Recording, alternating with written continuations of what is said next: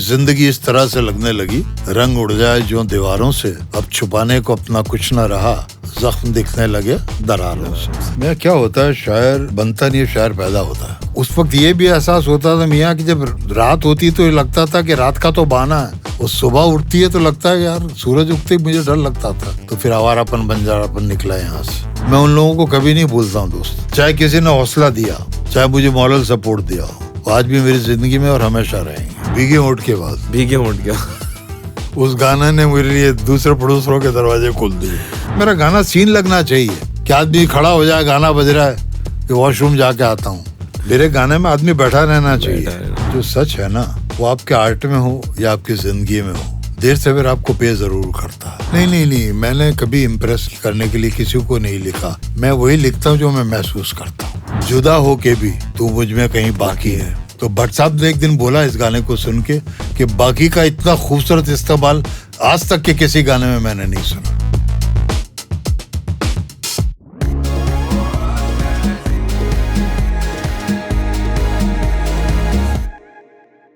आदाब, नमस्कार, सत श्री अकाल। मेरा नाम है Naqash Aziz and welcome to Naqash as is.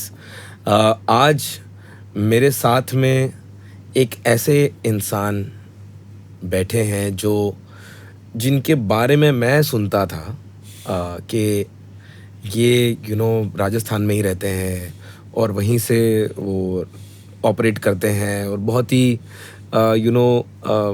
अपने में रहने वाले उस तरह के तो ये बहुत मिस्टीरियस कैरेक्टर रहे हैं मेरे लिए। और उनके गानों की जो सिंप्लिसिटी येट उसकी कॉम्प्लेक्सिटी हमेशा मुझे बहुत एक्साइट करती थी। और मेरा हमेशा से ऐसा मन रहा कि कभी उनके वर्ड्स मुझे गाने का मौका मिले इंशाल्लाह। एंड वो तो खैर अभी ड्यू है, बट उसके पहले मेरे को उनके साथ बात करने का मौका मिल गया। हमारे देश के वन ऑफ द फाइनेस्ट शायर्स, प्लीज़ वेलकम सईद कादरी साहब। सर बहुत बहुत शुक्रिया। Thank you so much. आप अपना समय निकाल के आप आए यहाँ पर। हम लोग काफ़ी देर से हम लोग बात कर रहे हैं और मैं आपको काफ़ी परेशान कर रहा हूँ और अभी भी करूँगा थोड़ी देर और। परेशान होने के लिए आया। Thank you sir, thank you so much. मुझे बहुत कुछ पूछना है आपसे, बहुत कुछ जानना है और मेरे को बहुत ही फिलोसफिकल लेवल पे जी आपकी लाइफ को एक एक्सप्लोर करना है। ओके। अभी मैं आपको पूछ रहा था कि आपकी जर्नी के बारे में मैं पूछ रहा था कि क्या होता है, एक शायर कैसे बनता है। एक जोधपुर से एक इंसान, पैदाइश उसकी वहाँ से होके कैसे आप शायर बने, कैसे आप फिल्मों में आए, किस चीज़ से आपको अट्रैक्शन हुआ, क्या आपका थॉट होता था जब भी आप कुछ सुनते थे या किसी को देखते थे तो क्या आपका थॉट होता था, क्या आपको इंस्पायर करता है, क्या आपको अच्छा नहीं लगता, ये सारी चीज़ें बहुत कुछ है ऐसे। तो मैं क्या होता है, शायर बनता नहीं है, शायर पैदा होता है। वाह, क्या बात है।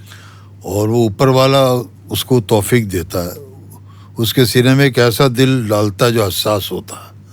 वो दूसरों की तकलीफ देखता है तो खुद परेशान होता है, किसी की आंखों में आंसू देखता है तो उसकी आंखें नम हो जाती है ना। किसी को गम होता फील करता है और उससे थोड़ा अलग और ज्यादा फील करता है। तो आपको ऐसा लगता है कि और लोग नहीं करते ऐसा? नहीं, ऐसा नहीं है, और लोग करते हैं। तो शायर में और क्या? नहीं, शायर जो महसूस करता है उसको अपने लफ्जों में डाल देता है। That's the, है ना? Yes, right. वो शायरी में उस तकलीफ को अपनी निकालता है। हसास तो हर आदमी होता है, सेंसिटिव हर आदमी होता है, आंसू हर आंख में आते हैं, ख्वाब भी हर आंख में होते हैं, है ना। तो तमाम चीजें हैं, मगर जो शायर जो महसूस करता है वो उसको कह देता है जैसा महसूस करता है। ये बात होती है, एक्सप्रेस करने की एबिलिटी, एक्सप्रेस करने की एबिलिटी होती है। तो इसको आप जोधपुर में आप पले बड़े हैं और जोधपुर दो राजस्थान में one of the main cities हैं। जी। बट मुंबई एक ऐसा शहर है जहाँ पर इसे एक लैंड ऑफ अपॉर्चुनिटी कहा जाता है जी। और अक्सर जब जोधपुर, या मैं किसी को टाइपकास्ट नहीं कर रहा हूँ, बट जो नॉट द मेन सिटीज़ जैसे हैं,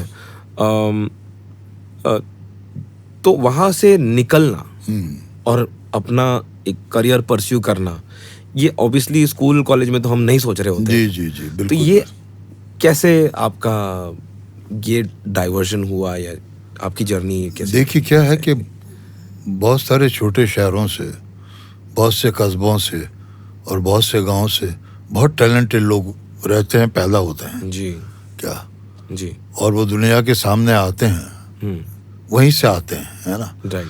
मगर क्योंकि मुंबई जो है उम्मीदों का और ख्वाबों का शहर जी है ना, तो हर शख्स चाहता है कि मैं वहाँ जाऊँ और अपने टैलेंट को एक्सप्लोर करूँ।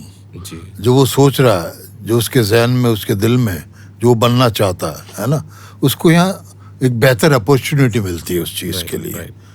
तो लोग इसलिए यहाँ आते हैं और अपने आप को आजमाते हैं। बट एक अपना शहर, अपना घर, अपने लोग, जी अपने फ्रेंड्स, आप इतना टाइम स्पेंड करते हैं वहाँ पर, वहाँ से निकलना एक बड़ी हिम्मत या एक डेस्परेशन या एक नीड, एक ज़रूरत लगने लगती है। तो वो पॉइंट जब आदमी डिसाइड करता है, उसके पहले बहुत दिमाग में चलता होगा ना कि नहीं, दिमाग में तमाम लोगों के चलता है, जी। घर वालों के भी चलता है। और ख़ास करके जिस इंडस्ट्री में मैं आना चाहता था जी। उसके लिए पेरेंट्स बहुत सोचते हैं, क्योंकि यहाँ कोई श्योरिटी नहीं है राइट। कि आप कामयाब होंगे नहीं होंगे, कितने होंगे, आपका क्या होगा, क्या कभी लौट के आएंगे या वहीं रह जाएंगे, है ना। Right. बहुत से सवाल होते हैं। तो सबसे पहला आपको वहाँ से सिलसिला शुरू होता है कि आपके पेरेंट्स बोलते हैं, बेटा आप वहाँ जा रहे हो, कोई अनजान शहर है, वहाँ कोई अपना है भी नहीं, ना फिल्म इंडस्ट्री में कोई है, तो क्या करोगे, कैसे करोगे, है ना। पर जिनमें जज्बा होता है Right. और जिनको लगता है कि मैं अपने आप को आजमाऊँ, तो आते हैं वो लोग वहाँ, है ना। राइट। और आते हैं, तमाम चीज़ों से गुजरना पड़ता है, मुश्किलें परेशानियाँ जो भी होती हैं उनसे गुजरना पड़ता है। मगर आप टैलेंटेड हैं, है ना। सबसे पहली ज़रूरत चीज़ होती है नक्काश ये कि आपको खुद अपने आप से मुलाकात करते रहना चाहिए। ओके है ना। हम जब भी अपने आप से मुलाकात करना बंद कर देते हैं ना, तब आपको पता नहीं होता कि मैं क्या कर रहा हूँ, मैं क्या करना चाहता हूँ, है ना। तो आपको देखना चाहिए कि आप में खुद में कितना दम है, जिस चीज़ के लिए आप टेस्ट करना चाहिए। हाँ, उसके बाद अब देर सवेर आपको कामयाबी ज़रूर मिलती है ना। पर उसके लिए सब्र रखना ज़रूरी है, अच्छा काम आना चाहिए आपको, है ना। ये दोनों चीज़ें बहुत ज़रूरी है। आपने स्कूल में ही लिखना स्टार्ट कर दिया था आप? हाँ, मैं क्या है, मैं जब मैं 8th या 9th स्टैंडर्ड में था तो कुछ लगता था मुझे, है ना। ओके।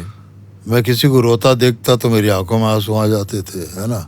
कोई तकलीफ में होता तो मेरा दिल करता था पूछूं यार इससे क्यों परेशान है। तो आपने पूछा कभी किसी को? आप पूछा, है ना। मेरी पहली नज़्म में जो मैं कई बार लगता था यार मैं भीड़ में हूँ, मगर मैं भीड़ के साथ नहीं, मुझे लगता मैं भीड़ में भी अकेला हूँ, है ना। क्या कई बार बहुत से सवाल पूछता था मैं अपने आप से और अपने आसपास के लोगों से, भाई ये ऐसा क्यों है ना। तो मैंने एक नज़्म लिखी थी, है ना। ये आपकी फर्स्ट नज़्म? हाँ, फर्स्ट, कि क्यों मैं तन्हा हूँ, परेशान हूँ, क्यों उदास हूँ मैं, क्यों मैं तन्हा हूँ, परेशान हूँ, क्यों उदास हूँ मैं, खुद अपने आप से पूछा गया सवाल हूँ मैं। वाह, क्या बात है ना। वो मेरी 9th या 8th स्टैंडर्ड की मेरी नज़्म है ना, लिखा मैं। तो देखता था ये सब क्यों होता है, ऐसा क्यों होता है तो क्यों होता है ना। चीज़ों को, तकलीफ़ को, रिश्तों को, वो तमाम चीज़ें जो होती हैं, तो वही तो आपको शायर बनाती है अंदर से। एक तो आपका दिल हसास होता है ना, ऊपर से ये तमाम चीज़ें, तो बस वही है मियाँ। तो आपने जब ये लिखा, ये फर्स्ट आपने जब, तो आपको पता था कि शायर एक चीज़ होती है, या लिरिसिस्ट होते हैं, या पोएट होते हैं, या मुझे क्यों आपको ऐसा लगा कि मुझे लिख लेना चाहिए इसको नीचे, आई शुड रिकॉर्ड, डॉक्यूमेंट तो मैं लिखता था। और क्या होता है कि उस वक्त आपको ये समझ में आता है आपको जाना किस तरफ है ना। जब थोड़ी सी उम्र बढ़ती है और थोड़ा आप मैच्योर होते हैं तो आपको लगता है अगर ये काम करने में मुझे दिल लगता है, मेरा, मैं अच्छा महसूस करता हूँ, है ना, तो फिर आप उस तरफ तवज्जो देते हैं, है ना। तो मैं जब कॉलेज में आया, अपने स्कूल से कॉलेज तक पहुंचा, तो यार दोस्तों को मैं कुछ सुनाता रहता था तो उनको अच्छा लगता था। तो शुरू में मुझे लगता था मेरी टांग खिंचाई कर रहे हैं, है ना, अच्छा। कि साले हंसते हैं मजा के चलो शहीद भाई को बैठा के कुछ टाइम पास करते हैं ना। मगर आपको मालूम पड़ जाता है धीरे धीरे कि नहीं यार ये लोग संजीदा हैं, है ना, ये सुनना चाहते हैं। तो आपकी खुद की डायरी थी? नहीं, मेरी डायरी नहीं थी। आप नहीं ऐसा कुछ हाँ, और maintain ना करते? मेरा कोई टाइमिंग होता लिखने का, ना मेरी डायरी होती है ना। अच्छा। मैं ट्रेन में बैठ के लिख लेता हूँ, शोर में लिख लेता हूँ। बट लिखते कहाँ हैं आप? कहीं तो आप लिखते नहीं, होंगे ना, लिखते हो या- तब वो तो लिखता हूँ ना घर में। पहले मैं सिगरेट पिया करता था, अच्छा। 15 साल हो गए छोड़ दिया। वाह। तो मैं वो सिगरेट के पैकेट वाइट होता था, हाँ। तो मुझे कुछ याद आता तो उस सिगरेट के पैकेट पे लिख लेता था वो लाइनें, कि ताकि मैं भूलूं नहीं, ओह। है ना। अब तो खैर 15 साल हो गए छोड़े हुए सिगरेट, तो मेरी पुरानी सिगरेट के जो खाली डब्बे हैं उनमें आज भी बहुत सारी चीजें लिखी हुई हैं। तो आप घर जाके उसको फिर हाँ, फिर घर के आके उसको लिखता डायरी था, में- हाँ, डायरी में लिखता था। तो जब आपने बोला कि आप कॉलेज गए तो आप अपने फ्रेंड्स को सुनाते थे, तो आपको याद है कब आपने फर्स्ट टाइम अपने कॉलेज में ऐसा किसी को सुनाया, या क्या वो सर्कमस्टांसेस थे? नहीं, एक्चुअली क्या है, मैं आपको जो याद है? जिस क्लास में बैठता था कॉलेज के अंदर, उसकी एक खिड़की थी, जी। और खिड़की से बाहर एक बहुत बड़ा मैदान था, ओके। और वहाँ नीम के पेड़ थे बहुत सारे, ओके। है ना। तो मैं देखता रहता था उनको अक्सर, तो मुझे उस जब वो सरसब्ज होते थे, और जब सरसब्ज मतलब ग्रीन, ओके ओके, है ना, उस वक्त जो वो पत्ते हरे होते थे उनके सरसब्ज, सर, तो उसके बाद क्या होता था, पतझड़ आती थी, पतझड़ का मौसम, खिजा का मौसम, तो वो सब जर्द होके पीले पड़ के अपनी शाख से टूट जाते, जमीन पे बिखर जाते थे। तो मुझे लगता था, उस पर ख्याल आता था मुझे, तो मैंने एक गज़ल लिखी थी, है ना, तो मैंने उनको दोस्तों को सुनाई थी मेरी सबसे पहले, जो बाद में उदित नारायण जी की आवाज़ में रिकॉर्ड भी हुई है जिस्म के लिए, ओके। कि मेरे ख्वाबों का हर एक नक्श मिटा दे कोई, मेरे ख्वाबों का हर एक नक्श मिटा दे कोई, टूटे पत्तों का बचा ढेर जला दे कोई। ओह, तो वो पत्तों को इकट्ठा करके फिर आग लगा दी जला जाती थी, देते हैं। ओह गॉड। है ना। तो मुझे लगता था ये किसी के ख्वाब हैं जो एक जमाने में बहुत हरे थे, ब्यूटीफुल। हाँ, मगर टूट गए, टूट के बिखर गए जमीन पे, तो उनको इकट्ठा करके आग लगा दी। वाओ। तो ये एहसास आपको मंजर से मिलता है, आप लोगों की तरफ देखते हैं तो आपको मिलता है ना।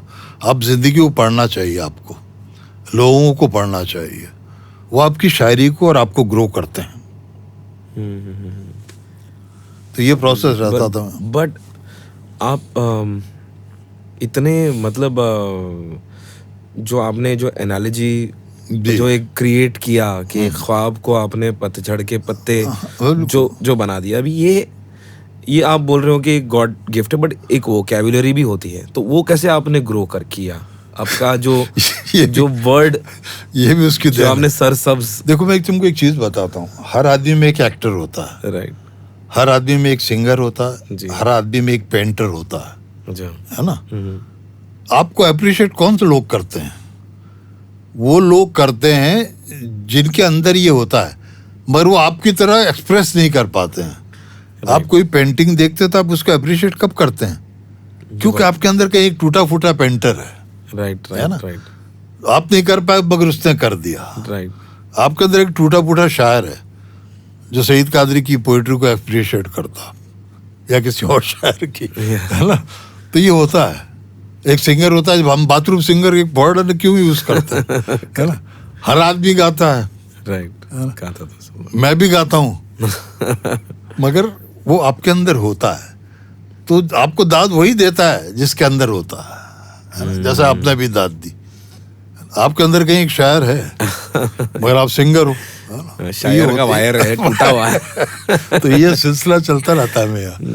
मैं प्रेजेंटर तो नहीं, मगर मेरी ये कोशिश है कि मैं आप तक लाऊं रियल रॉ अनफिल्टर्ड कॉन्वर्सेशंस और बात करूं महान महान आर्टिस्ट लोगों के साथ, ताकि आपको और मुझे, हम सबको मिले प्रेरणा और मोटिवेशन अपने सपनों को चेस करने के लिए।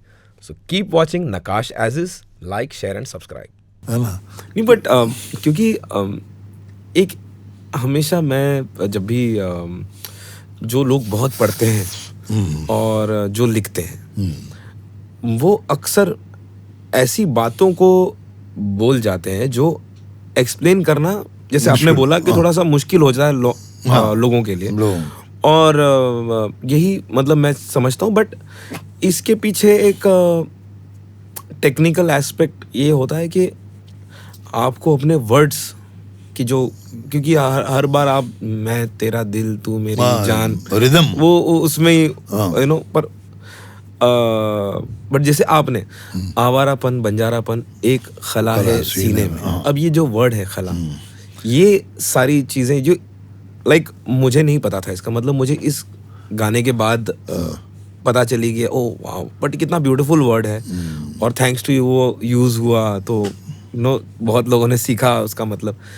तो ये डेवलपमेंट आपने क्यों ऐसा सोचा कि मैं ये वर्ड डालता हूँ, कि नेचुरली था कि आप उर्दू की कुछ ऐसे या उर्दू हिंदी की? नहीं, क्या होता है मैं, ये रोजमर्रा की जिंदगी में जो हम बातें करते हैं ना जी हमेशा, तो एक तो होता है कि आप पोइट्री में उस्तादी दिखाते हैं, बहुत से लोग दिखाते हैं, और एक वो होता है कि आपकी बात पहुंचे लोगों तक, राइट, है ना। आपकी अप्रोच ये होता है कि मैं जो बात कह रहा हूँ हर शख्स की समझ में आ जाए, राइट, उस तक पहुंचे। तो मेरी कोशिश हमेशा मेरे गानों में यही होती है ना।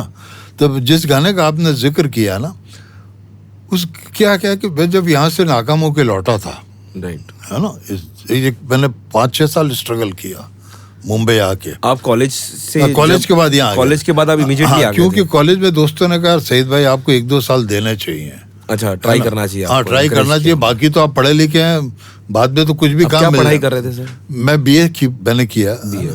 तो बोले आपको लिटरेचर, हाँ वहीं पे, तो बोले आपको काम तो मिल ही जाएगा यार उस दौर में, है ना, पर मुझे लगता है कि आपको वहाँ जाना चाहिए, आपका मकाम वहाँ है, यार दोस्त कहते थे। तो मैंने एक दिन घर में बात की कि मैं अपना आपको ट्राई करना चाहता हूँ।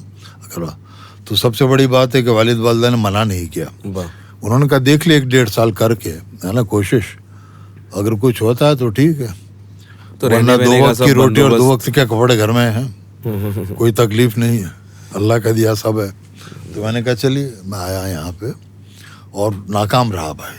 तो आप आए बॉम्बे, और आपका फर्स्ट एक्सपीरियंस जब आप आए बॉम्बे तो क्या रहा, मतलब देख के तभी इतना दरवाजा बंद कर देते थे कि साहब नहीं है, अंदर नहीं है, डायरेक्टर साहब नहीं है। नहीं, बट आप जब लैंड हुए, मतलब बॉम्बे कैसे आए? तो सबसे पहले तो मैंने लोकल ट्रेन से जब उतरा, ट्रेन से स्टेशन से, तो इतनी भीड़ देखी मैंने, तो मैं घबरा गया कि मुझे एक बार तो लगा कि क्या शहर कहीं बाहर जा रहा है क्या, शहर खाली हो रहा है, कि नया नया था ना। जी जी जी जी। तो मुझे बाद में मालूम पड़ गया तो रोजमर्रा का काम है। कौन से स्टेशन पे आप आए थे? मैं भाई बोरीवली। अच्छा। तो ट्रेन का भी और लोकल स्टेशन का भी भीड़, तो मैंने कहा क्या हो गया शहर को, क्या खाली हो रहा है, कहीं जा रहे हैं लोग, इतने लोग क्या है ना।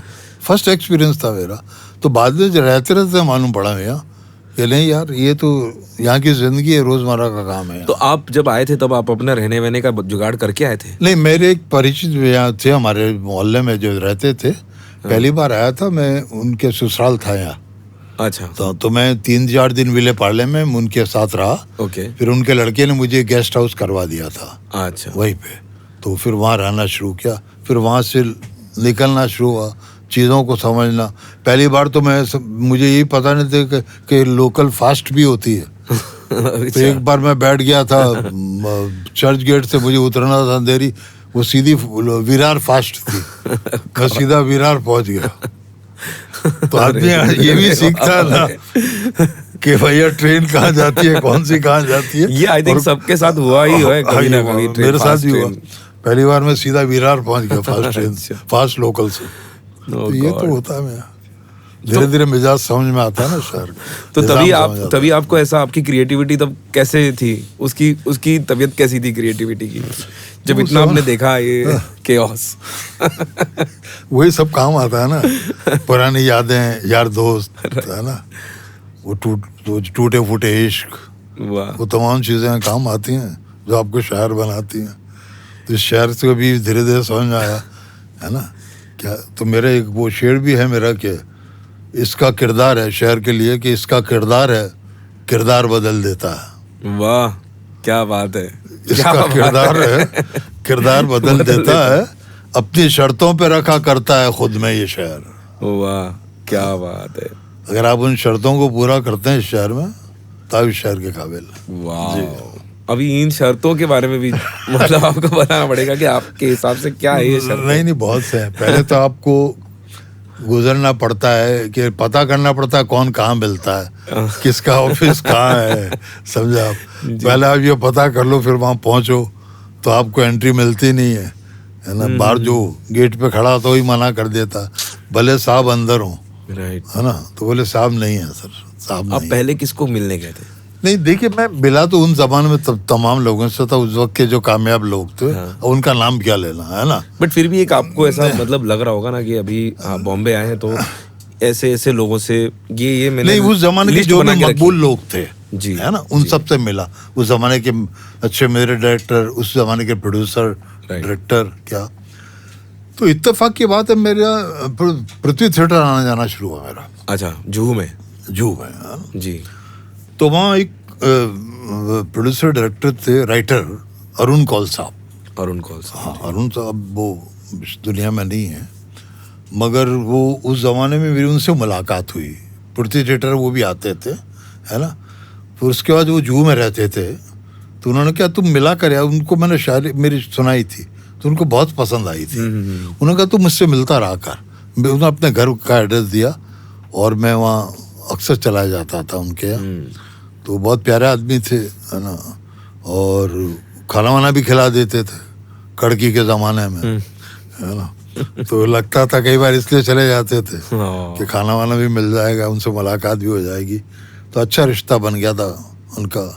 मैं उनका तमाम उम्र शुक्रगुजार रहूँगा कि उन्होंने उस वक्त जो एक हौसला दिया मुझे, उसके लिए। जी जी जी। उसके बाद एक दिन इत्तेफाक हुआ, मैं सुबह से उनसे मिलने जा रहा था, तो वो अपने घर से निकल ही रहे थे। तो मैंने पहुंचा, इत्तेफाक से मिल गए गेट पे। बोले यार मैं तो जा रहा हूँ बाहर, तो मैंने कहा सर कहाँ जा रहे हैं हम? बोले मैं महेश भट्ट से मिलने जा रहा हूँ।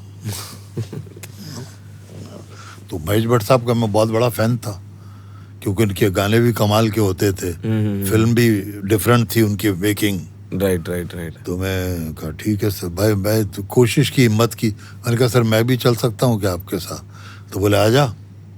अरे वाह। तो उन्होंने मुझे बैठा दिया अपने साथ और मैं वहाँ पहुँचा। उस वक्त पाली हिल पे कहीं कोई जगह थी, अब मुझे याद नहीं है। वहाँ एक राइटर और थे जो उनके लिए फिल्में लिखते थे, उस वक्त नाम याद नहीं आ रहा मुझे उनका। तो ये मुझे वहाँ लेके गए, तो राइटर थे और महेश भट्ट साहब बैठे हुए थे और ये पहुँचे वहाँ।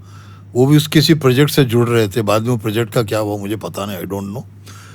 तो हाय हेलो उनके आपस में बीच में, फिर उन्होंने इशारे से अरुण कौल साहब से पूछा, है ना, ये मतलब कि कौन है ये?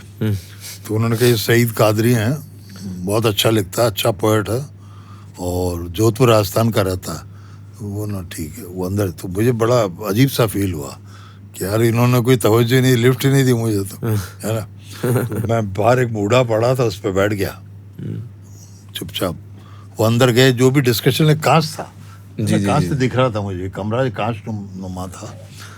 तो उनका कोई डिस्कशन जो चल रहा था, जो प्रोजेक्ट था उससे रिलेटेड, है ना। उसके बाद अचानक कुछ चीज़ें उनको समझाने के बाद अचानक से बाहर आए वापस। हाँ क्या नाम बताया तेरा? तो मैंने कहा सर सईद कादरी नाम है मेरा। कहाँ से आया? मैंने कहा जोधपुर राजस्थान से आया हूँ। यार तू क्या शायरी वायरी करता है क्या? तेरे लगता तो नहीं तेरी उम्र देख के। मैंने कहा सर करता हूँ, है ना। तो बोले अच्छा तू बता क्या लिखता है? मैंने तो उस वक्त भी मैंने एक नज़्म लिखी थी, उसका बैकग्राउंड अलग है, उसकी कहानी भी अपनी।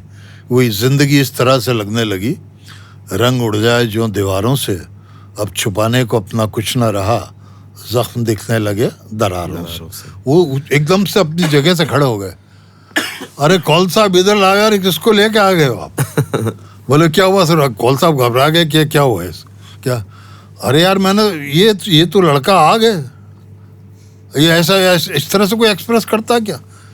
मैंने इस तरह की कभी सुनी नहीं, जो जिस तरह से ये जिंदगी इस तरह से लगने लगी, रंग उड़ जाए जो दीवारों से, अब छुपाने को अपना कुछ न रहा, जख्म दिखने लगे दरारों से। बोले कमाल है।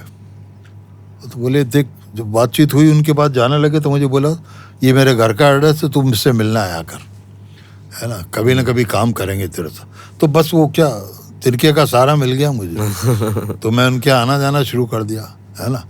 और बहुत प्यार करते थे मुझसे, बहुत अप्रिशिएट करते थे। वो जब भी मैं कुछ नया सुनाता सुनते, बोले तेरे साथ काम करूँगा ज़रूर, काम करना ज़रूर है। तो बस वो एक शख्स मिल गया मुझे, है ना।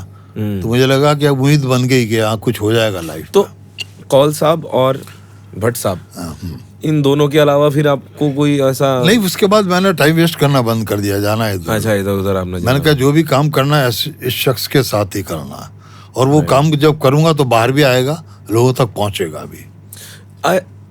अब जब आप बता रहे थे कि आप मुंबई आए हो जी, और आपने अप्रोच किया बहुत सारे लोगों के ऑफिसेस गए आप, और आप बोल रहे हो कि वहाँ से सिक्योरिटी ही हाँ वो सिक्योरिटी के पास ही मेरे साथ नहीं, सबके साथ। पर आपको फाइनली मिले कोई पृथ्वी थिएटर में। हाँ पृथ्वी थिएटर में कौल साहब आपको वो पृथ्वी थिएटर में। हाँ पृथ्वी थिएटर, वो देखिए ऊपर वाला जरिया बनाता है। राइट है ना। नहीं बट आपने ऐसा सोचा कि अभी मैं ऑफिस जाना बंद कर दूं? हाँ कर दिया था मैंने बंद, है ना। मैं पृथ्वी थिएटर जाता था, वहाँ गए बगाए आ जाते थे। भट्ट साहब भी वो घर पे मिल लेता था, कौल साहब भी आते थे, और उस जमाने के बहुत सारे स्टेज एक्टर भी होते थे, उनसे भी मुलाकात होती थी या दोस्ती हो जाती थी, हो गई थी। उस जमाने के टॉप एक्टर जो फिल्मों में बाद में आए, उन सबसे मुलाकात होती रहती थी, वो आते लोग। किसने बताया था आपको पृथ्वी थिएटर के बारे में? जी, पृथ्वी थिएटर के बारे में किसने बताया? नहीं मुझे किसी एक एक्टर हुआ है मुश्ताक खान, आपने नाम सुना होगा? मुश्ताक खान। हाँ मुश्ताक खान, वो आया जाया करते थे इप्टा के अंदर, अच्छा थिएटर में जाया करते थे। इंडियन परफॉर्मिंग हाँ वो मेरे रूम पार्टनर भी थे एक जमाने में। अच्छा हम दोनों शेयर करते थे एक कमरा, जो विले पार्ले वाला बताया था मैंने आपको।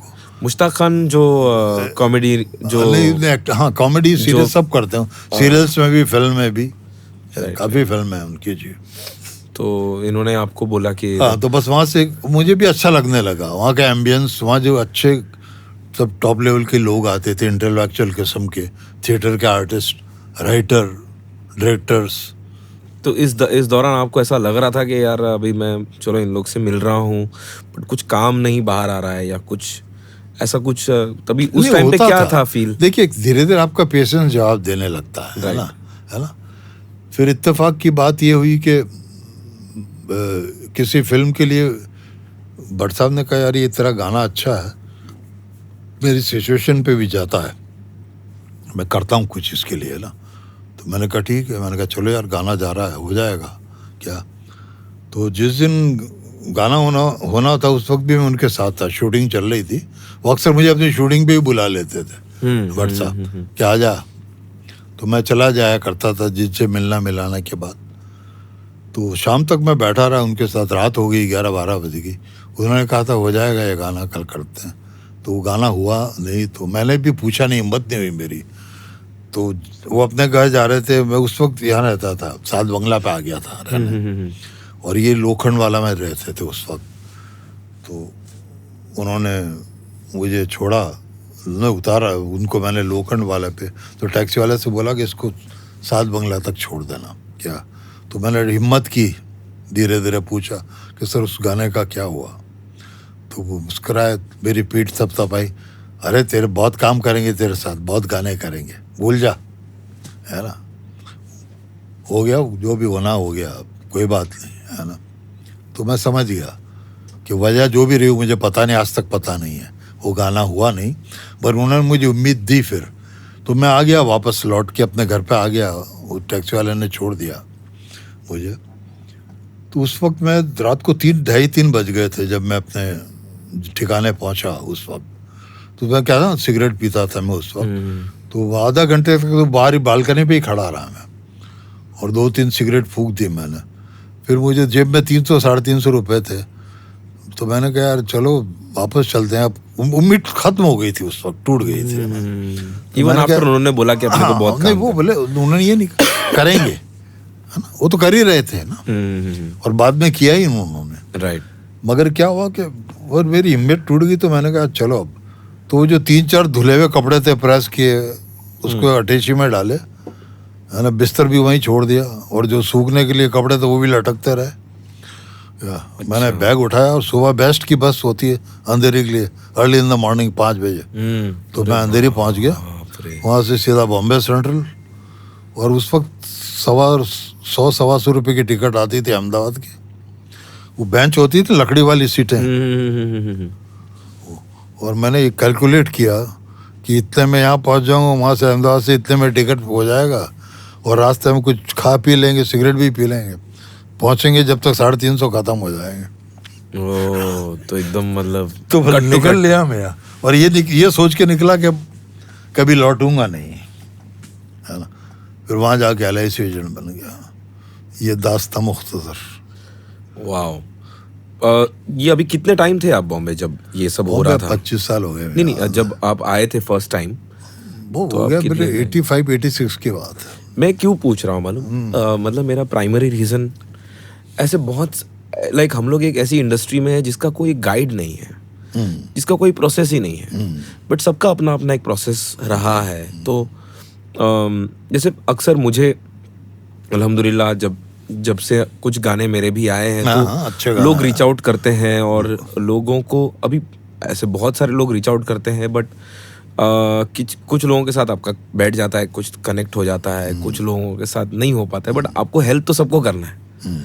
तो जब आप एक ऐसा लिरिसिस्ट आए तो, और आप क्या चाहते, लाइक अगर आप अभी कोई लिरिसिस्ट आना चाहता है तो आप उनको क्या बोलेंगे कि ये सारी चीज़ें आपको ध्यान में रखनी चाहिए, या आप ऐसे अप्रोच कर सकते हैं? जो भी बाहर से आते हैं, क्या उनके लिए एक आपने एक अपनी जर्नी में देखा कि यार, क्योंकि आप वापस भी चले गए और आप फिर आए, उस पर तो हम आएंगे, बट ये जो इस टाइम पे आपको ऐसा क्या लगा कि एक चीज़ अगर होती तो आप शायद से रुक जाते? देखिए भैया, सबके एक्सपीरियंस अलग होते हैं। मैं एक बताऊँ, सबकी ज़िंदगी के तजुर्बे अलग होते हैं, है ना। कुछ लोग आते ही कामयाब हो जाते हैं, है ना। राइट। कुछ लोगों को मेहनत करनी पड़ती है, परेशानी और तकलीफों से गुजरना पड़ता है, वो सब उसका ऊपर वाले का स्क्रीन प्ले है ना। तो इसके लिए इस बारे में तो मैं कुछ कह नहीं सकता, मगर एक बात ज़रूर कहता हूँ कि आपको पता होना चाहिए कि आप औरों से अलग क्या करते हैं। आपके अंदर औरों से अलग क्या है, वेरी इंपॉर्टेंट, वो बहुत ज़रूरी चीज़ है ना, वेरी इंपॉर्टेंट। हाँ, तो वो जब आप किसी से मिलते हैं और मान लीजिए आपको अपना कोई गाना सुनाना है, अपना कोई कलाम सुनाना है, तो उसको आप वो चीज़ सुनाएं जो किसी और से नहीं सुनी हो, है ना। तब आपको मालूम पड़ता है ना। जैसे मैं भट्ट साहब ने मेरी नज़्म सुनी, जिंदगी इस तरह से लगने लगी, है ना, वो कुछ अलग था, उनको लगा कि देयर इज समथिंग डिफरेंट, ये अलग है, कुछ जो होता है वो ऐसा नहीं है ना। तब वो आप उनके करीब आते हैं, है ना। फिर वो आपको सुनते हैं, वो आपको मौका देते हैं कि अच्छा ये देखो इस तरह की सिचुएशन है, कुछ करके लाओ, है ना। तो आप जो करके लाते हैं उस पर मालूम पड़ता है कि आपने क्या किया। तो ये है, मगर क्या ये है कि मैं कह रहा हूँ आपसे कि मैं कहता हूँ ये कि आदमी को अपने आप से मुलाकात करते रहना चाहिए। उसका मतलब ये है, ये बहुत इंपॉर्टेंट है कि अपनी खुद की एक आइडेंटिटी क्रिएट करने के लिए आपको डेफिनेटली कुछ अलग करना पड़ता है, वो बहुत जरूरी है। अक्सर लोग वो करते हैं जो ट्रेंड हो रहा है, ट्रेंड हो चल रहा है, तो वो तो ऑलरेडी बहुत लोग हैं कर रहे हैं। राइट, एब्सोल्युटली, ये तो सबसे की है एक्चुअली इसके लिए। राइट, तो आप उनसे अलग क्यों, आपको क्यों दिले हैं, वो वाली बात है ना। क्योंकि अल्टीमेटली भाई ये बिजनेस है। राइट, क्या आपको लेने से हमको क्या मिल रहा है? राइट, जब उनको मिलेगा तो आपको देंगे ना। ये प्रोसेस है। तो अभी जब आप सॉरी मैं वो उसी ड्यूरेशन में थोड़ा और एक्सप्लोर करना चाहता हूँ, क्योंकि मुझे ऐसा लग रहा है कि वो बहुत ही ऐसा ड्यूरेशन मुझे ऐसा लग रहा है कि काफ़ी ट्रिकी है एक इंसान के दिमाग के लिए, क्योंकि दिल और दिमाग कॉन्फ्लिक्ट चलता रहता है ऑफ कोर्स। अब आप एक आर्टिस्ट हो और आप दिल से भी सोच रहे हो, बट आपका दिमाग भी आपको कुछ सिग्नल्स भेज रहा है। जब आप महेश भट्ट साहब के साथ जैम करते थे या कौल साहब के साथ आप जैम करते थे, उस टाइम पे क्या वो आपको सिचुएशंस देते थे और उस पर लिखते थे कि आप जो आपने ऑलरेडी लिखे होंगे बहुत सारे, आप उनके साथ? नहीं, वो ऐसा कुछ नहीं। कौल साहब ने तो मुझे उनसे मिलवाया था जी, है ना। कौल साहब अप्रिशिएट करते थे, आपको हौसला देते थे, तो आप उनको अपनी शायरियां सुनाते रहते थे, जो मैंने लिखा, ये लिखा है मैंने, आप सुन लीजिए। तो भट्ट साहब ने कभी मुझसे कुछ लिखवाया नहीं शायरी, क्या लिखा है तूने बता। उनको वो मुझे सुनते थे, राइट। तभी उनको लगा कि नहीं यार ये है इसके अंदर, जब काम का मौका मिलेगा तो इसको एक्सप्लोर कर लूंगा मैं, मुझे जो चाहिए निकाल लूंगा मैं, वो वाली बात होती है। तो पर आप तभी भी इंस्पायर्ड थे लिखने के लिए, क्या आपको ऐसा और दुख हो रहा था तो और आप और अच्छा लिखने लग गए, ऐसा कुछ? नहीं, वो था ना, Evolution आदमी हो को गया। क्या होता है, कई बार चीजें खराब अच्छा होने के लिए होती हैं, एब्सोल्युटली, एब्सोल्युटली, मैं तो मानता हूँ उस चीज में। राइट, तो बस वही प्रोसेस था। राइट, मगर आपको ग्रो करती है ये चीजें, है ना, आपको और मैच्योर करती हैं, राइट। आपके आर्ट के अंदर और एक खुशबू डालती हैं ये चीजें, है ना।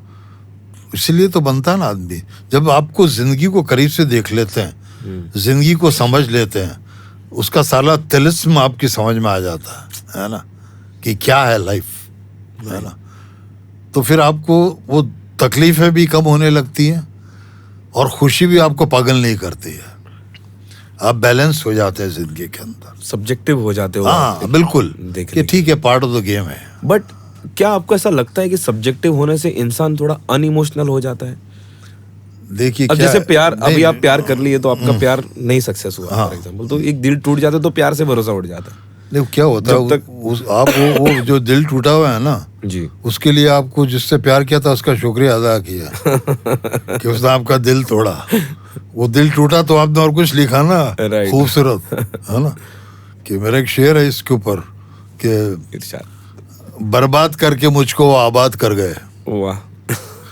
बर्बाद करके मुझको वो आबाद कर गए, दो चार इश्क थे जो ये एहसान कर गए। तो चीजों को ऐसे लेना चाहिए भैया, जीने के लिए जीना पड़ता है, ठीक। नहीं, दैट्स ब्यूटीफुल भाई। मतलब जब आप मुंबई से वापस जा रहे थे, आपने इतना प्रॉपर कैलकुलेशन करके आप पहुंच गए, कैसे पहुंच भी गया, 350 रुपए थे। तब आपका तो वो ट्रेन जर्नी में एकदम माइंड तो इतना रेस कर रहा होगा। अरे बहुत से सवाल थे यार, क्या कि लोगों को क्या बोलूंगा, दोस्तों को क्या बोलूंगा, घर वालों को क्या बोलूंगा, है ना। मतलब एक ये जो embarrassment तकलीफ का जैसा सफर आपको में लगा। अकेले ही झेलना पड़ता है ना, कोई नहीं होता आपके साथ। क्या आप बहुत रिलीजियस हैं? नहीं, मैं रिलीजियस की बात है, मैं उसका खौफ दिल में रखता हूँ, जी, जान के कभी किसी का बुरा नहीं किया, अगर अनजाने हो गया तो अल्लाह से माफी मांगता हूँ, है ना, पर कभी किसी का बुरा न सोचता हूँ ना करता हूँ। मेरी तरफ से जो किसी के लिए कुछ हो सकता है वो जरूर करता हूँ, और उससे डरता बहुत हूँ मैं। हाँ, मुझे भी हाँ, बहुत उसका खौफ हमेशा रहता है, फियर ऑफ गॉड। क्योंकि उसने जर्रे से आफ्ताब बनाया ना यार, जी जी जी जी, वाह, ये उसी का करम है। क्या और बात है। वरना मैं वापस आता क्या, और सेकंड इवनिंग के अंदर इतना कामयाब हो जाता कि आज नक्काश मियां मुझे बुला रहे। अरे सर। जब तो मैं जानना चाह रहा हूँ बहुत, मतलब कि वो इन डेप्थ कि क्योंकि ऐसी बहुत सारी चीज़ें आप शायद से भूल चुके होंगे कि वो, पर वो मोमेंट इतना एक कोर मेमोरी है जो शायद से आप भुलाना चाहोगे कि यार वो बड़ा ही बेकार दिन था यार, वो जब वापस आया था मैं याद ही नहीं करना चाहता हूँ वो पल, तो हम लोग उसको एक साइड में रख देते हैं, क्योंकि अल्हम्दुलिल्लाह उसके बाद तो सब ठीक हो गया अल्हम्दुलिल्लाह, हाँ, अल्लाह का। बट उस जर्नी में एक इंसान का कितना एक मेंटल स्ट्रेंथ दिखता है, एक रेजिलियंस दिखता है, एक आपको एक हिम्मत जुटानी पड़ती है, कहीं ना कहीं शर्म भी आ रहा होगा कि 0 रुपीस लेके मैं पहुंचूंगा अभी, क्योंकि कैलकुलेशन ऐसी है। ये सब इस गेम की, ये सब इस जिंदगी की तमाम चीजें इससे हैं यहाँ, है ना, सिर्फ फिल्मों में नहीं, आपकी लाइफ में भी ये सब, इन सब चीजों से आपको गुजरना पड़ता है, राइट, है ना। ऐसा नहीं कि फिल्मों में ही होता है ये।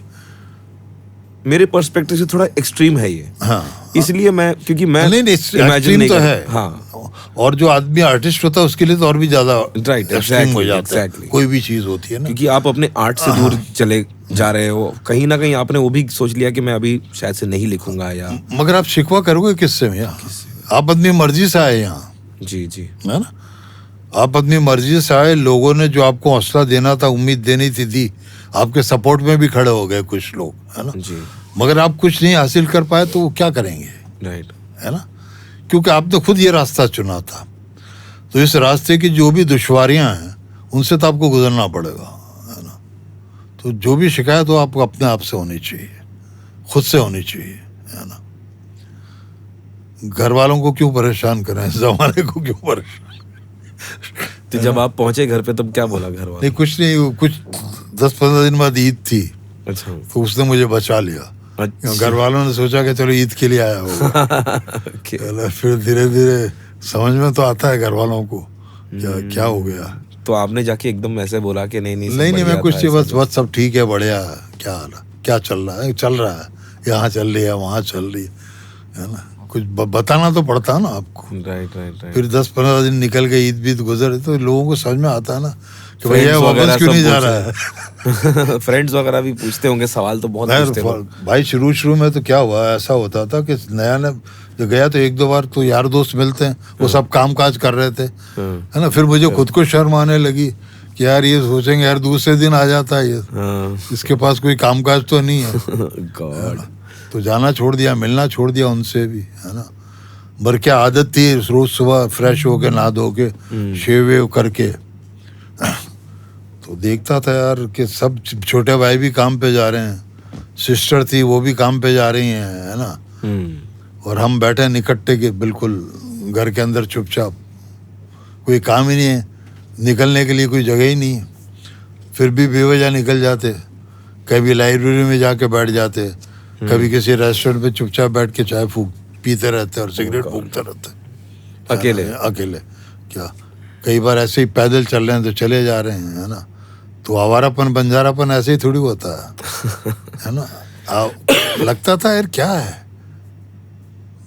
मैं क्या हूँ, किस काम की हूँ, किस काम के लिए हूँ, मेरा कोई पर्पस नहीं, मकसद नहीं, मंजिल नहीं। तो फिर आवारापन बंजारापन निकला यहाँ से, एक खला है सीने में।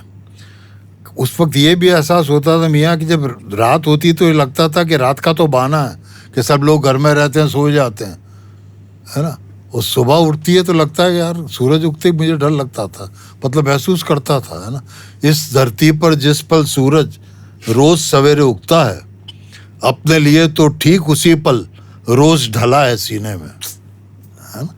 लगता था यार दिन क्यों होता है, दिन होगा फिर सब लेके दुनिया चलेगी, मैं अपनी जगह खड़ा रहूंगा, है ना।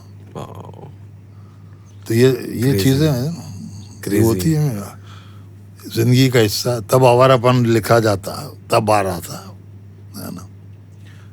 उसका एक और शेर है ना कि वो जाने ये कैसी आग लगी है, इसमें धुआं न चिंगारी, हो ना हो इस बार कहीं कोई ख्वाब जला है सीने में। वो जो जलता है ना आपके अंदर होता है, आपको पता है कि क्या जल रहा है। ये है सब कहानियां। अब आप ऐसा ये चल रहा है कि मतलब आप बस सोच रहे हो रोज उठ के कि अभी क्या करूं, आज कहाँ जाऊं, आज कहाँ टाइम किल करूं। वो अब दौर ही नहीं रहा, अब काम ही टाइम किल कर देता है। नहीं ये उस समय की मैं बात कर रहा हूँ, क्योंकि मैं ट्रांसपोर्ट हो गया बेसिकली उधर। आवारापन वही तो है। मैं अपने माइंड में एक्चुअली आपके साथ घूम रहा हूँ। यस या मैं घूम रहा हूँ। मैं लाइब्रेरी में मैंने अपने आप को इमेजिन किया, मैंने आपको वहाँ इमेजिन किया। और तो जब कहीं ना कहीं आपका होप डिप इस लेवल पे हो गया होगा कि आपने मतलब क्या आपने राइटिंग को इस नज़र से देखने लग गया कि यार अभी छोड़, अभी काम हम कुछ ढूंढ लेते हैं या हाँ कुछ। तो मैंने भाई उसके बाद मैं घर चला गया, है ना। राइट। उसके बाद कब तक घर बैठा, सुबह से शाम। तो फिर मेरे एक पहचान वाले दोस्त थे, वो एक डेवलपमेंट ऑफिसर को जानते थे, LIC। तो मैं वो शाम को अक्सर उनके साथ चाय पिया करता था। अच्छा। और वो बहुत अच्छे इंसान थे। वो मुझे बहुत कि जिंदगी से नाउम्मीद नहीं होना, कुछ न कुछ होता है, बढ़िया हो जाएगा। क्या तो एक दिन वो डायलॉग सूरी साहब, हाँ उनका नाम था। वो बैटरी और टायर की उनकी शॉप थी, है ना। उनको फिल्मों के लोग अच्छे, फिल्म की जिंदगी अच्छी लगती थी। तो उनके यहाँ एक दिन इत्तेफाक से डेवलपमेंट ऑफिसर आ गए। तो बोले यार ये हमारा दोस्त है सईद कादरी, है ना, इसको तुम अपना एजेंट बना लो LIC का। तो मैंने कहा वो तो बोले हाँ ठीक है, कल आ जाना, तुम मुझसे मिल लेना, ऑफिस आ जाओ मेरा, है ना, तुम वहाँ आ जाओ, जो भी फॉर्मेलिटी से कर लेते हैं। अच्छा, इमीडिएटली हाँ, कल आ तो जाओ। आप पढ़े लिखे हो, कितना पढ़े लिखे हो, क्या है ये, वो सब, मैंने ठीक है। तो मैं उनके जाने के बाद मैंने शिवरी साहब से कहा, यार सर आपने ये क्या कर दिया, है ना, मुझे आता नहीं कुछ, LIC कैसे करते हैं, कैसे एजेंट है, एजेंट का क्या काम है, और कहाँ से लाऊंगा मैं, किससे बोलूँगा, है ना। तो बोले एक काम कर, 4 LIC मैं देता हूँ मेरे घर की। ओ, मतलब उनकी ऑलरेडी थी, हम्म, मगर भले छोटे छोटे अमाउंट की थी, मगर उन्होंने 4 LIC मुझे दी करने के लिए। तो दुनिया में एक भी अजीब बात रही, मुझे कुछ अच्छे लोग मिले हैं मैं। शाउट आउट टू सूरी साहब। हाँ, क्या आप टच में हैं अभी उनसे? हाँ, टच में मैं हमेशा हूँ। मैं उन लोगों को कभी नहीं भूलता हूँ दोस्त, जिन्होंने मेरा जिंदगी में साथ दिया, Absolutely, तो हमेशा मेरे साथ होते रहे। हैं हाँ, actually। चाहे किसी ने हौसला दिया, चाहे मुझे मॉरल सपोर्ट दिया हो, वो आज भी मेरी जिंदगी में और हमेशा रहेंगे। That's great। वो तो बहुत एंजॉय करते होंगे आपका हाँ, success। उसके बाद धीरे धीरे काम सीख लिया मैंने। और तो ताजुब तुम्हें ये होगा कि मेरी 6 फिल्में रिलीज होने के बाद भी मैंने उस काम को नहीं छोड़ा, जब तक मुझे ये नहीं लगने लगा कि यार अब दाल रोटी चल जाएगी फिल्मों से। ओह गॉड। क्या मैं करता रहा कि पता नहीं यार आगे कितनी और कामयाबी मिलती है, नहीं मिलती है ना। अब लगा कि हाँ, गाड़ी भी ले ली है, ड्राइवर भी रख सकते हैं, मकान भी है, कुछ ढंग के कपड़े वपड़े पहन लेंगे, खाना वाना का, तो मैंने छोड़ा उसको। क्या बात है, क्रेजी। ये जब आपको सूरी साहब ने जब ये प्रस्ताव रखा कि भाई आप ये कर लो और आपका नेक्स्ट डे ही जॉब लग गया, इस दरमियान आप लिख रहे थे फिर भी कुछ? नहीं, लिखता तो मैं हमेशा हूँ दोस्त, है ना, तो आपका वो स्टॉप नहीं मुझे हुआ पता नहीं, अभी आ रहा था मैं नौशाद मियाँ के साथ, तब भी मुझे एक शेर याद आ गया पास्ट का अपने, है ना, इरशाद। हाँ, 2 लाइन मेरे जहन में चल रही थी कि उसने हालांकि हमेशा ही मुझे जख्म दिए, उसने हालांकि हमेशा ही मुझे जख्म दिए, अपने माजी से मगर अब भी मोहब्बत है मुझे। वाह, क्या बात है। उसने हालांकि हमेशा ही मुझे जख्म दिए, अपने माजी से मगर अब भी मोहब्बत है मुझे। क्या बात है। तो आदमी पास्ट थोड़ी बोलता है मियाँ, ब्यूटीफुल। हाँ, जो भूल जाता है वो कामयाब नहीं होता जिंदगी में। पास्ट कैसे आप 2 लाइन में सब कर देते? मुझे कई बार खुद पूछता हूँ अपने आप से, क्या ये मैंने कैसे लिख लिया गाना, है ना। और अब ये हाल हो गया, कई बार भूल भी जाता हूँ कि मेरा गाना है। जब कार में जाता हूँ तो बेटा, मैं पूछे यार ये मेरे स्टाइल का गाना आ रहा है, तो बेटा बोलता है पापा आपका स्टाइल का नहीं, आपका ही गाना है। अच्छा। हाँ, सीरियसली 2-4 बार मेरे साथ हुआ कि वो कार चला रहा है, वो गाना लगा रहा है, उसमें यार नायाब उसका बेटे का नाम है, मैंने कहा नायाब ये किसका है, मेरी स्टाइल में लिखा। बोले पापा ये क्या आपकी स्टाइल में नहीं, आपका ही गाना है, फला फिल्म का है। और मैंने कहा कमाल, ये होता है भैया। क्रेजी। तभी उस टाइम पे जब आपने LIC का जॉब स्टार्ट कर दिया था, तो फर्स्ट डे कैसा था ऑफिस का आपका? ऑफिस जाना पड़ा? हाँ, जानते रोज सुबह रेडी, तब आपको तो बहुत अच्छा लगा होगा, एक बैग लगा, अभी कुछ मोटिव आ कुछ गया, हो गया मोटिव लाइफ में, है ना। शादी भी हो गई थी मियाँ। अच्छा, शादी हो गई? हाँ, शादी हो गई तो और जिम्मेदारी बढ़ गई। मतलब जब आप LIC ऑफिस यहाँ से गया ना, तो वालदा की ख्वाहिश थी कि बेटा होता ना कि अब यार जो हो गया ठीक है, कुछ और करेंगे, तो कम से कम मुझे बहू तो ला दे। अच्छा, आफ्टर आपके जॉब लग गई तो? नहीं, जॉब से पहले ही शादी हो गई, तब तो जॉब करना मजबूर हो गया ना, जरूरी मेरे लिए। तो ये तो मतलब कुछ ऐसा बस उल्टा हो गया। उल्टा हो गया क्या, मगर मैं बहुत शुक्रगुजार हूँ अपनी वाइफ का, रीना का। उस औरत ने जिस हाल में मेरे साथ रही, वो रही बहुत सब्र के साथ रही, है ना। कभी कोई शिकवा, कभी शिकायत, कोई तंज जो हो जाता अमूमन, शिकन तक नहीं आई उसके। मैं जिस हाल में मैं रहता था उस हाल में रहा, उस हाल में उसे रखा, मगर उस औरत ने कभी उफ तक नहीं किया, है ना। बहुत सब्र वाली औरत, आज भी मेरे साथ बहुत खुशहाल है, अल्लाह का करम है। माशाल्लाह। तो आपकी मतलब कभी वेडिंग हो गई जब आप जब आप जॉब नहीं कर रहे थे, तभी आप हाँ उस वक्त मतलब ऐसे क्यों? मतलब वो क्या होता है कि जब आपका घर ठीक ठाक Sorry हो ना, यार, मतलब if you don't नहीं mind, कोई बात चलेगा। नहीं, हाँ। जब घर ठीक ठाक हो ना तो आपको लगता है चलो, मगर फिर आदमी की खुददारी उसको अंदर से करती है कि यार अब शादी होगी, जिम्मेदारी होगी, कुछ करना चाहिए, है ना। घर वाले तो हैं ही, 2 वक्त का खाना, छत और 2 जोड़ी कपड़े कहीं नहीं गए, और आपका अपना भी तो हो कुछ। तो फिर मैं LIC एजेंट बन गया, है ना। तो फिर आपको एकदम अच्छा लगा LIC हाँ का? लगा मियाँ, फिर बच्चियाँ हो गई 2, तो खर्चे होते रहते हैं ना धीरे धीरे। फिर एक बेटा हो गया, अच्छी लाइफ, अच्छी एजुकेशन, तमाम चीज़ें होती हैं ज़िंदगी से जुड़ी हुई। तो मैं हमेशा, पता नहीं क्यों, मतलब अभी मैं ऐसे, क्योंकि मैं बहुत विजुअली इमेजिन करता हूँ, जब भी आप कुछ बोल रहे हैं तो मुझे बहुत विजुअल्स दिख रहे हैं। तो मुझे ऐसा लग रहा है कि आप कोई मतलब बजाज चेतक लेकर आप जा मेरी रहे हो। शायरी में मंजर ही तो होते हैं, देखे ना, तो पेंटिंग के तरह होते हैं। Right, absolutely absolutely. वही तो है। तो जब आप ये LIC का काम कर रहे थे तो कभी भी आप ही की एक लिखाई चली नहीं रही? वो हमेशा तो देखो यार, always। क्या है कि मैंने कहा ना, ऊपर वाले ने दिल ही ऐसा दिया था, है ना। तो कभी ऐसा हो गया होगा कि आप कोई LIC का वो फॉर्म भरवाने गए हैं कहीं, या कोई आया है, तभी आपको कोई शायरी याद आ गई, तो नहीं अपने बहुत से फॉर्म पे लोग लिख दिया आपने? नहीं, उनसे शायरी। मैंने बहुत कुछ सीखा दोस्त, उन्होंने मुझे जिंदगी में बहुत कुछ दिया।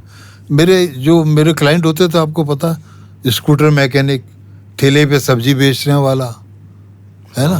ओके, तो इंटरेस्टिंग। ये लोग आपको देते हैं जिंदगी में एक्सपीरियंस, आपको इनसे मिलो, आप इनकी जिंदगी के बारे में जब वो बात करते हैं, है ना। तो मेरे क्लाइंट ऐसे भी थे, और मैं जाता था उनके पास, है ना। वो सब्जी वाला ठेला, जब अरे उस्ताद आ गए, सिंगल चाय ला, वो ऐसे बोलते थे, तो मुझे अच्छा लगता, बैठ जाता था, एक स्टूल होता था उनके जिसपे वो खुद बैठे रहते थे, मैं वहाँ बैठ जाता था, है ना। वो चाय आ रही है उनके लिए, फिर वो बात करते थे, है ना, अपने घर की बात वो अब तक कुछ शेयर करते हैं आपके साथ, है ना, कि मेरी ये तकलीफ है, मेरे घर पे ये हो गया, मेरा बेटा ये कर रहा, मेरा ये हो रहा। तो आपको लगता था यार ये आपकी ज़िंदगी का हिस्सा है, ये फैमिली है आपकी, है ना। तो उनसे भी मिलता है आपको, है ना। तब वो आपकी पोइट्री में, आपकी शायरी में आपको ज़िंदगी नज़र आती है। तो कभी ऐसा कुछ आपने लिखा है ऐसा जो आप शेयर करना चाहेंगे हमारे साथ अभी? अरे ऐसा बहुत कुछ मियां, बहुत ही बहुत। स्ट्रेंज, जैसे आपने बोला कि सब्जी के ठेले वाला, या देखिए बहुत लिखा, बहुत कुछ भी है, जिसमें से एक है ना, जो मेरी बहुत सारी गज़लें हैं, बहुत से गाने तो दुनिया भर के हैं, राइट, है ना, फिल्में भी बहुत की हैं, है ना। कि मैं जब ज़िंदगी को देखता हूँ ना, करीब से लोगों को देखता हूँ, उसकी मेरी गज़ल के चंद शेर है तो मैं सुनाता हूँ कि सबके चेहरे में कोई चेहरा छुपा लगता है, सबके चेहरे में कोई चेहरा छुपा लगता है, एक जरा गौर से देखें तो पता लगता है। सबके चेहरे में क्या बात कोई है चेहरा छुपा सर। लगता है, एक जरा गौर से देखें तो पता लगता है।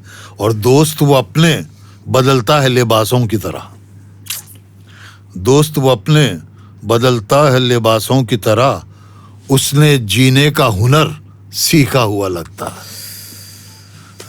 वाह, उसने जीने का हुनर सीखा हुआ लगता है। और आज फिर उसकी हंसी आंखों में कुछ आंसू थे, आज फिर उसकी हंसी आंखों में कुछ आंसू थे, जख्म यादों का कोई अब भी हरा लगता है। सबके चेहरे में कोई चेहरा छुपा लगता है। तो क्या मैं लोगों को पढ़ता हूँ, यहाँ मिलता हूँ तो, है ना, कई बार जाहिर नहीं करता हूँ। तो ये है ज़िंदगी, आप जितना ऑब्जर्व करते हैं उतना आप आर्टिस्टिक हो जाते हैं, है ना। वो एहसास, वो दर्द आपकी सिंगिंग में आ जाता है ना। अगर आप ज़िंदगी से जुड़े रहते हैं ना, और ज़िंदगी को एक तीसरा आदमी बन के देखते हैं, तो आप एज ए आर्टिस्ट आप और बड़े हो जाते हैं और ग्रो हो जाते हैं। आपकी सिंगिंग में बात आ जाती है, आपकी पेंटिंग में आ जाती है, आपकी एक्टिंग में आ जाती है, आपकी पोइट्री में आ जाती है ना। ये आपने कुछ देर पहले बोला कि this is business, this is the एक बिजनेस है ये। हाँ, business। फिल्म जो हाँ, है फिल्म। अपन, और जो आप ये पोएट्री, जो आप शायरी करते हैं, जो आप इतना लाइफ को एक ऑब्जर्व करके, एक स्टडी करके, जब आप उसको इतने ब्यूटीफुली अब आपके लिए तो खैर ये एक डिफ़ॉल्ट फीचर है आपका, राइट, कि आप मतलब ऐसे आप कुछ आ जाता है आपको तो आप कर लेते हो, बट उसमें एक बहुत इमोशनल एक अटैचमेंट होता है, एक इमोशन से ही जुड़ा हुआ होता है, राइट। जब ये इमोशन और बिजनेस एक साथ हो जाता है, तब ये आप कैसे रखते हो एक बैरियर, या उनमें एक सेपरेशन कैसे रखते हो आप? नहीं देखो, कि आप बिजनेस को भी एक इमोशन की तरह आप ऑब्जर्व करते हो और उसको फिर वैसे। देखो, जिंदगी की बहुत सीधी सादी हकीकत ये है जी कि जो आपको, जब आप अपने आर्ट को पेशा बना लेते हैं ना, जी तो फिर आपको उसी तरह से ट्रीट करना पड़ता है अपने आप को, क्यों आप Passion कोई becomes चीज दे रहे profession, हैं, है ना, right, हाँ। तो उसके एवज में आपको कुछ मिल रहा है, राइट, जिंदा रहने के लिए, जिंदगी जीने के लिए, है ना, वो वाली बात है। तो आपको एक ब्रांड बनना पड़ता है, तब आपको लोग लेते हैं ना। जो पैसा लगाता है, राइट, वो आपको इसीलिए काम देता है कि आपका किया हुआ काम से उसको और कुछ मिले। ये तो प्रोसेस है, राइट, है ना। वरना आप अपनी मर्जी से किताब छपवा लो, उसमें लिखो, आपकी मर्जी से, जरूरी नहीं है। जैसे मैं भी करता हूँ, बहुत सारी गज़लें हैं मेरी, बहुत सारे शेर हैं, अशार हैं, बहुत सारी चीज़ें हैं, है ना, जो मैंने फिल्मों में नहीं दी, मैं उसकी किताब निकालता हूँ, किताब के लिए लिखता हूँ उसको मैं, है ना। और फिल्म का तो तुम्हें पता है, सिचुएशन होती है, कहानी होती Right, है, फिल्म में किरदार होती है, तो उसके लिए आपको अलग से सोचना पड़ता है, राइट, अलग से लिखना पड़ता है ना। पर आपका जो बेस है अंदर का, वो आपसे करवाता है। जब आप तकलीफ में नहीं हो तो भी आपको तकलीफ से गुजरना पड़ता है, अगर कोई दर्द वाला गाना हो, है ना, तो अंदर आपको तकलीफ देनी पड़ती है। ये है सिलसिला। नकाश एजिज को प्यार देने के लिए बहुत बहुत शुक्रिया। हमारी कोशिश ये रहेगी कि हम एक से बढ़कर एक आर्टिस्ट आपके लिए लाएं और उनसे जानें उनकी लाइफ की जर्नी। तो please like, share and subscribe and keep watching Nakash edges. कि बहुत जो आपने अभी बोला कि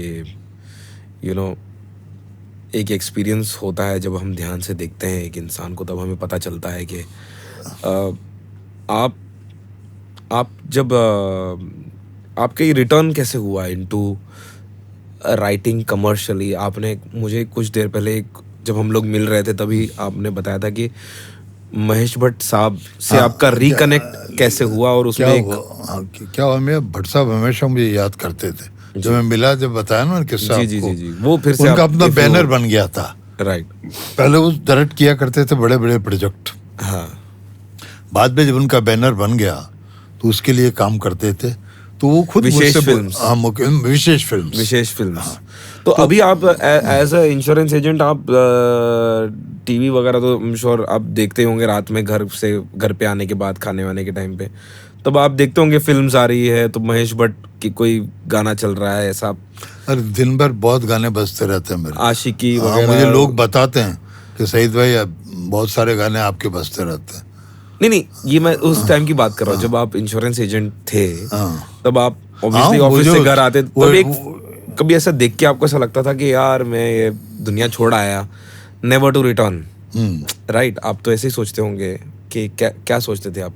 हाँ, ये कभी जाऊंगा, जाना नहीं। देखो वो शाहरुख खान की फिल्म का एक वो डायलॉग है ना कि पूरी कायनात, अगर आप किसी चीज शिद्दत से चाहो तो पूरी कायनात उसको हासिल करने में आपकी मदद करती है, राइट। तो पूरी कायनात मेरी मदद कर रही थी, वरना गया हुआ आदमी वापस आता है क्या? और आके भी इतना दौर देखता है कामयाबी का, वो उसका करम है, उसने लिखा हुआ था, वो मुझे आजमा रहा था। तो तो आपको भट्ट साहब जोधपुर में ही मिल गए थे हाँ, वापस? जोधपुर में क्या हुआ है, हमारे एक दोस्त हैं, वो खुद भी कवि हैं जी। तो उनका बिजनेस मैनेजमेंट के ऊपर भी लिखते थे। उनका वो नाम? ये अपने तारक मेहता का जिन्होंने रोल किया, शैलेश लोढ़ा। अच्छा, हाँ, जो तारक मेहता बनते हाँ, हैं। वो भी जोधपुर के ही हैं।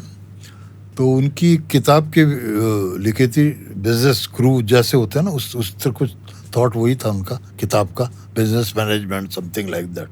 आई एम नॉट श्योर क्या था, मगर मुझे लगता है वैसा ही था। तो उनकी किताब के विमोचन के लिए उन्होंने बुलाया था भट्ट साहब को जोधपुर। विमोचन? तो हाँ, जोधपुर में ही विमोचन मतलब वो किताब को क्या बोलते हैं, लॉन्च करने के लिए। हाँ, लॉन्च है ना, लॉन्च, विमोचन विमोचन है ना, विमोचन के लिए। तो उसके लिए बुलाया था उनको। तो उसके बाद अखबार में न्यूज़ आ गई थी, वहाँ के लोकल सब जो स्टेट लेवल के थे, जो महेश भट्ट आ रहे हैं और ये प्रोग्राम है। तो मेरा भाई है जहीर, छोटा, उसका नाम है राजू। उसको पता था कि मेरे स्ट्रगल के टाइम में अच्छे मरासिम थे भट्ट साहब से। तो बोले भाई साहब आपके दोस्त आ रहे हैं सीनियर, क्या मिलोगे नहीं आप?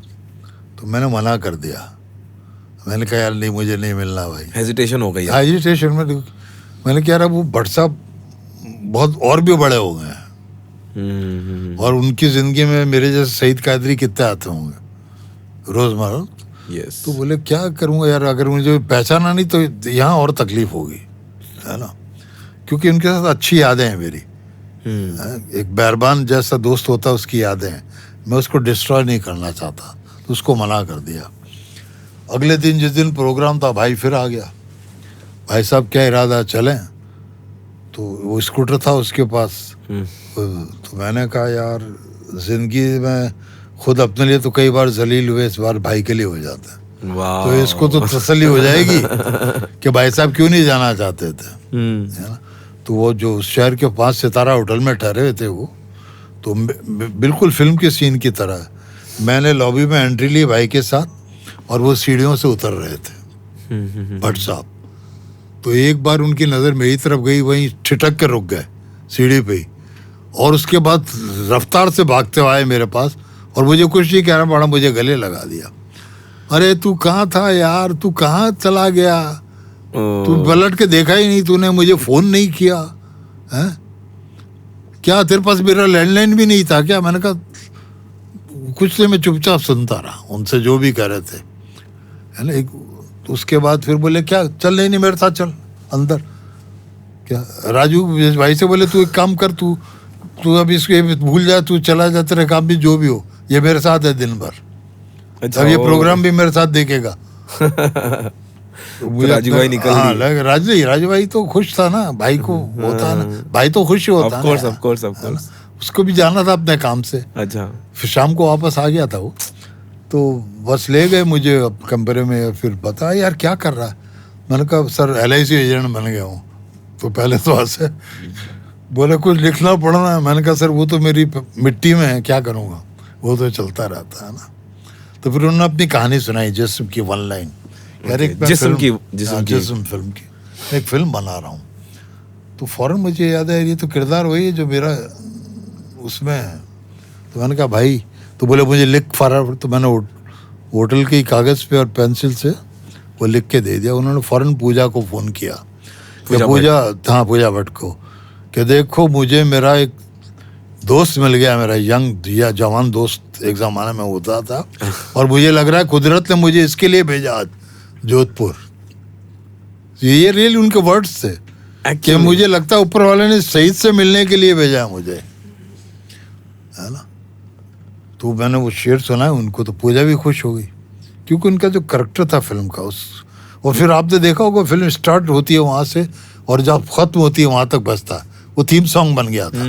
करेक्ट, आवारापन। उसके बाद 5 शेर और ऐड किए मैंने, है ना। तो बस वो सिलसिला था, वो जो आज उस दिन शुरू हुआ अभी तक चल रहा है ना। तो वो जाते वक्त बोले मुझे, एयरपोर्ट ड्रॉप करने गया उनको, कि मैं 2-3 दिन बाद तुझे फ़ोन करता हूँ। वो अब कागज़ उन्होंने अपने साथ रख लिया बैग में, है ना। तो मैंने कहा करे नहीं करे कोई बात नहीं यार, मेरे लिए यही बहुत है कि उन्होंने मुझे पहचान लिया। उस वक्त भी यकीन नहीं हो रहा था कि मैं ये गाना फिल्म में आएगा या मैं आ जाऊंगा, है ना। तो रात को ही फोन आ गया मेरे लैंडलाइन पे कि तू आ जा कल। जब वो चले गए हाँ, बॉम्बे, बॉम्बे पहुंच के बाद रात को उन्होंने रात को ही फोन कर दिया उन्होंने मुझे कि आप आ जाओ बॉम्बे। हाँ, रात को भी 12:30 1 बजे वो रात को ही फोन करते हैं। रात मतलब आधी रात। हाँ, आधी रात। बोले, मैंने कहा ठीक है भाई आता हूँ मैं, बस वो जो तो फिर उन्होंने आपको प्लेन टिकट्स वगैरह भिजवाई कि हाँ आप सब कुछ अपने किया, सब कर मुझे दिया? ठहराया भी, सब कुछ किया उस वक्त। तो मैं आया, गाना लिखा, चला गया। तो आप गाना लिखने के लिए आए, वो हाँ, कंप्लीट गाना करने लिखने के लिए, फिर भी LIC वापस चला गया मैं। तो नहीं मेरे और बताइए ना सर थोड़ा, मतलब सॉरी यार मैं आपको बहुत परेशान करूंगा। नहीं, अभी जब आप गए उधर, लाइक आप बॉम्बे पहुंचे, आप लैंड हुए और होटल गए, तभी आपको ऐसा क्या क्या लग रहा था कि भाई मुझे क्या कुछ हो अजीब रहा सा लग है? रहा था, मुझे लग रहा था कि यार क्या हो क्या रहा है। वाकई में नहीं लग रहा था, मुझे यही लग रहा था। मैं उम्मीद ही नहीं कर रहा था कि यार ये क्या हो गया। और एक दिन आपकी तारीख, 1 तारीख को एक दिन आपकी लाइफ चेंज हो जाती है। Right, exactly. हाँ, ये तो मतलब जो flip हो गया। तस्वुर में आपने नहीं किया कि एक दिन आपको कोई बुलाता है और आपकी जिंदगी बदल देता है। तो आप सीधा रिकॉर्डिंग पे चले गए कुछ? हाँ, सीधा। और वो भी कितने कमाल बड़े म्यूजिक डायरेक्टर के साथ, MM करीम साहब के किरवानी जो साहब, अभी ऑस्कर विनिंग हाँ। कंपोजर उनके किरवानी। साथ 4-5 फिल्म शुरुआती दौर की मैंने, उन्होंने जी, उनके जी, साथ, जी, जी, जी, है ना। तो वो भी मुझे बाकायदा हारमोनियम पे बनाते हैं धुन, राइट। तो हारमोनियम पे सुनाया उन्होंने, सुनाया मुझे। अब आप देखिए उस साउथ इंडिया की फिल्म के बहुत बड़े डायरेक्टर, और ये गजल नुमा गाना खला, ये वो, मगर कितना कमाल का बनाया उस आदमी। ब्यूटीफुल। मैं सुन के चौंक गया जब उन्होंने मुझे सुनाया आप। और उसके बाद ये पांडिचेरी में शायद शूटिंग कर रहे थे इस फिल्म की। तो जब मैं गाना वाना लिख के सब वापस जोधपुर आ गया, है ना, जो भी चेक वेक दिया था उन्होंने लेके जिंदगी का बड़ा अमाउंट, तो मैं आ गया। उसके बाद मुझे सुबह 4 बजे फोन, 4:30-5 बजे फोन आता। मैं उठ गया, मैंने कहा किसने किया होगा यार अभी। सईद सुन तेरा गाना बज रहा है, आवारा मैं शूट कर रहा हूँ इस गाने को। ये सुबह सूरज उग रहा है, जिस पल इस धरती पर सूरज, उस वक्त मुझे उन्होंने आधा गाना सुना दिया शूट हुए हुए। तो मुझे उस दिन भी अजीब लगा कि यार कमाल है, मैं यहाँ बैठा हूँ, बॉम्बे गया, गाना किया, और ये गाना बज रहा है मेरा, शूट हो रहा। कहीं ना कहीं कुछ डाउट था कि आपको कि नहीं, डाउट तो देखो मियाँ ऐसा नहीं है, डाउट होता है ना, क्योंकि आप एक वक्त के बाद आपको चांस, आपको पता नहीं कि आगे और ये सफर आपको कहाँ तक करना है ना। उस वक्त ये भी मैंने सोचा कि चलो यार एक फिल्म तो हो गई। ये जो लोग हंसते थे कि फिल्मों में गए थे, है ना, वो नाकाम हो गए आ गए, अब उनको बताने के लिए तो कुछ होगा, है ना। मगर उसका करम है कि अब तक 25 साल गुजरे, पता ही नहीं चला कितने गाने कर लिए, कितने फिल्में कर लिए। ऊपर वाले का स्क्रीन प्ले है मियाँ सब, है ना। और भट्ट साहब का शुक्रगुजार हूँ मैं कि उन्होंने अपना वादा निभाया। उसके बाद में आप राजस्थान में ही रह रहे? नहीं, राजस्थान में मैं रहा भाई, उसकी वजह दूसरी थी।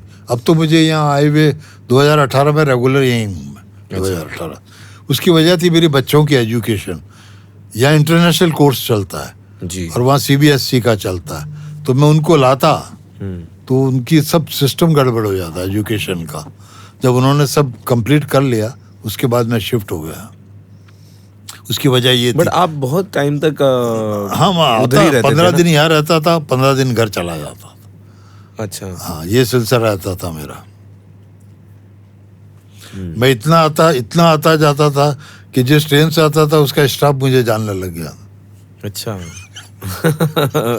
Crazy crazy. ये तो जब तो आपका, मैं आपके वो जब भी डिस्कोग्राफी देख रहा था, जब आपकी आपने, तो कुछ म्यूजिक कंपोजर्स जिनके साथ आपने बहुत एक्सक्लूसिवली, लाइक मिथुन, प्रीतम दा और अनु मलिक साहब से, MM करीम से, MM करीम, तो ये आपका एक उनके साथ एक बहुत ही मुझे, क्योंकि मैं आपको पर्सनली नहीं जानता था, मैं आपको आपके काम से ही जानता था, इसलिए मैं बहुत सारी चीज़ें अज्यूम कर रहा था, बहुत सारी चीज़ें सोच रहा था। मैंने देखा है कि आपका इनके साथ में रिपीट कोलैबोरेशन काफ़ी होता रहा। तो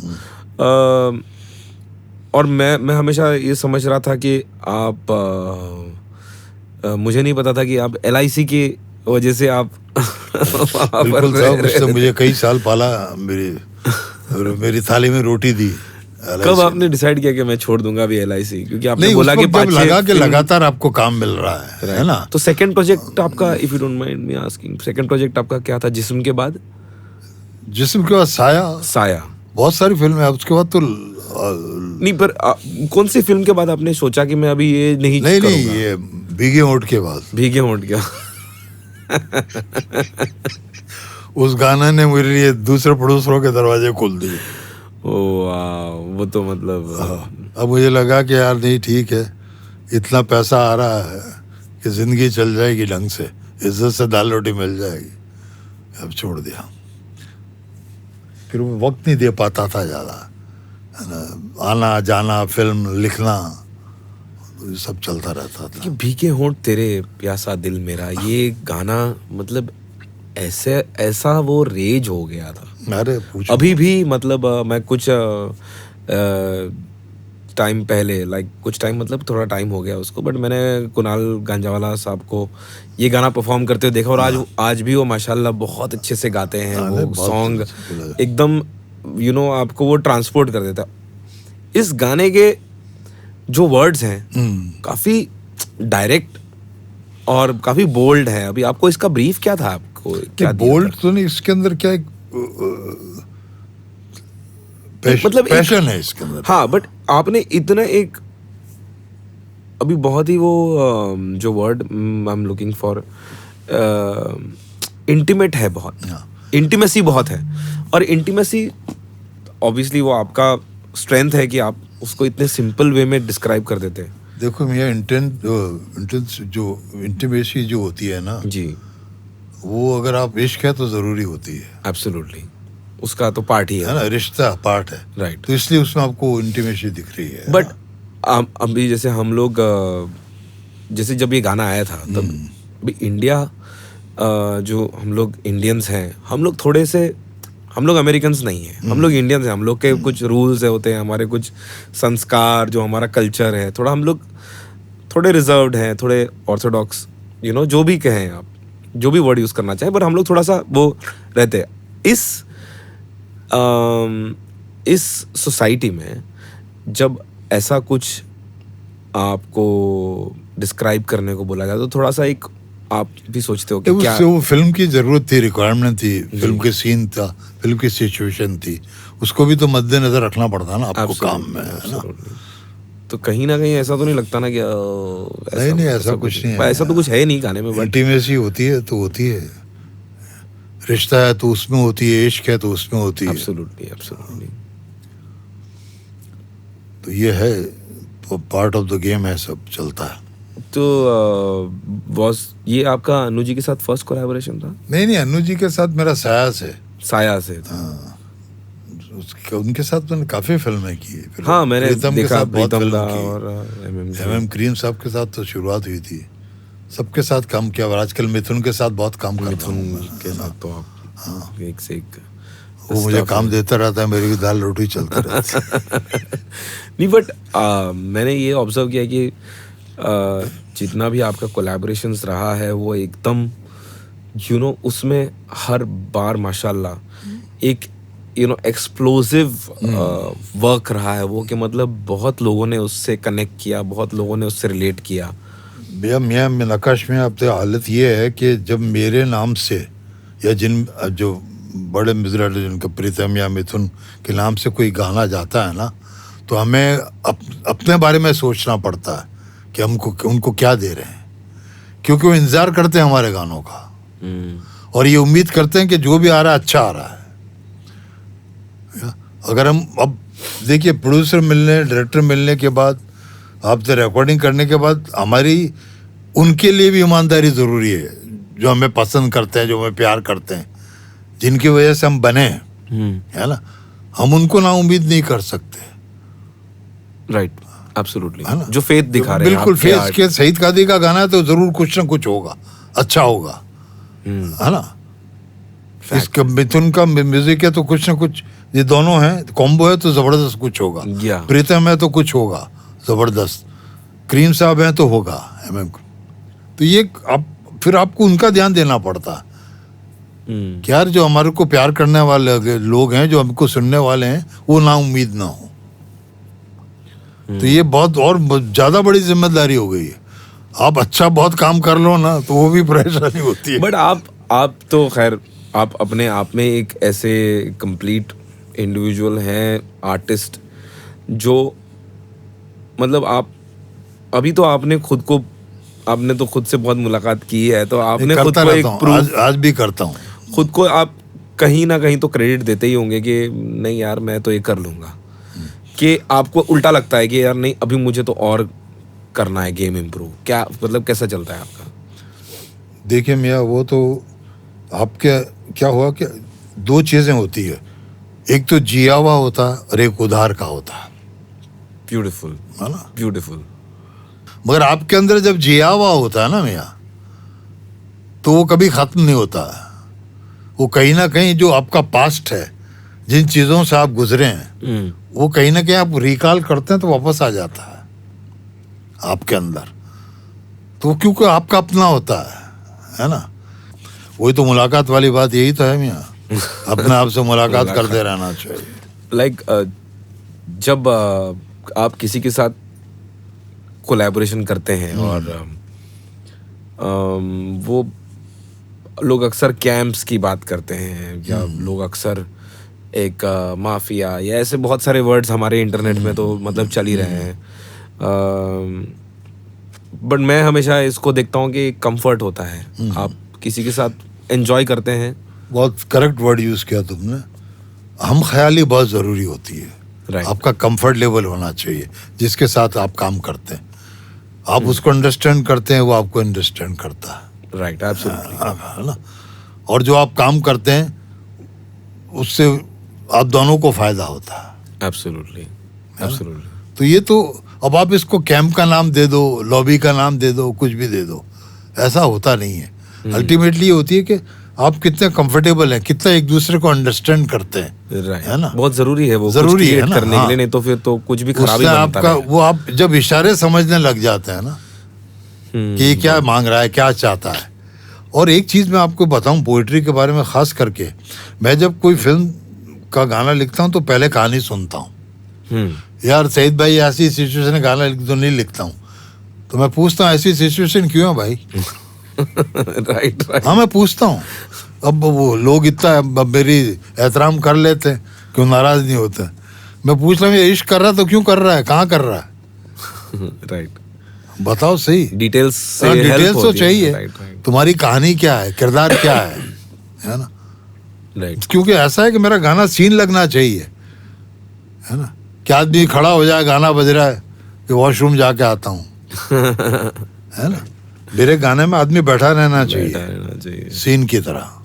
जब मेरा गाना बज रहा है तो वो ज़रूरी है, तो मैं पूछ लेता हूँ। और मैं आपको एक चीज़ बताऊँ, एक अच्छा आर्टिस्ट की पहचान है, जो नहीं कहा गया है उसको सुन ले। वो जो आपको बताया जा रहा है ना, उसके अंदर जो नहीं बताया जा रहा है वही है गाना। करेक्ट। वो जो खामोशी है उसको आप सुनने लग जाएंगे, तब आपको समझ आएगा हाँ ये खामोशी नहीं, ये खामोशी ये आवाज़ दे रही है, वो गाना होता है। बताने वाला नहीं बता पाता वो, है ना? मगर आपके अंदर इतनी समझ होनी चाहिए कि ये जो नहीं बता रहा वही गाना है।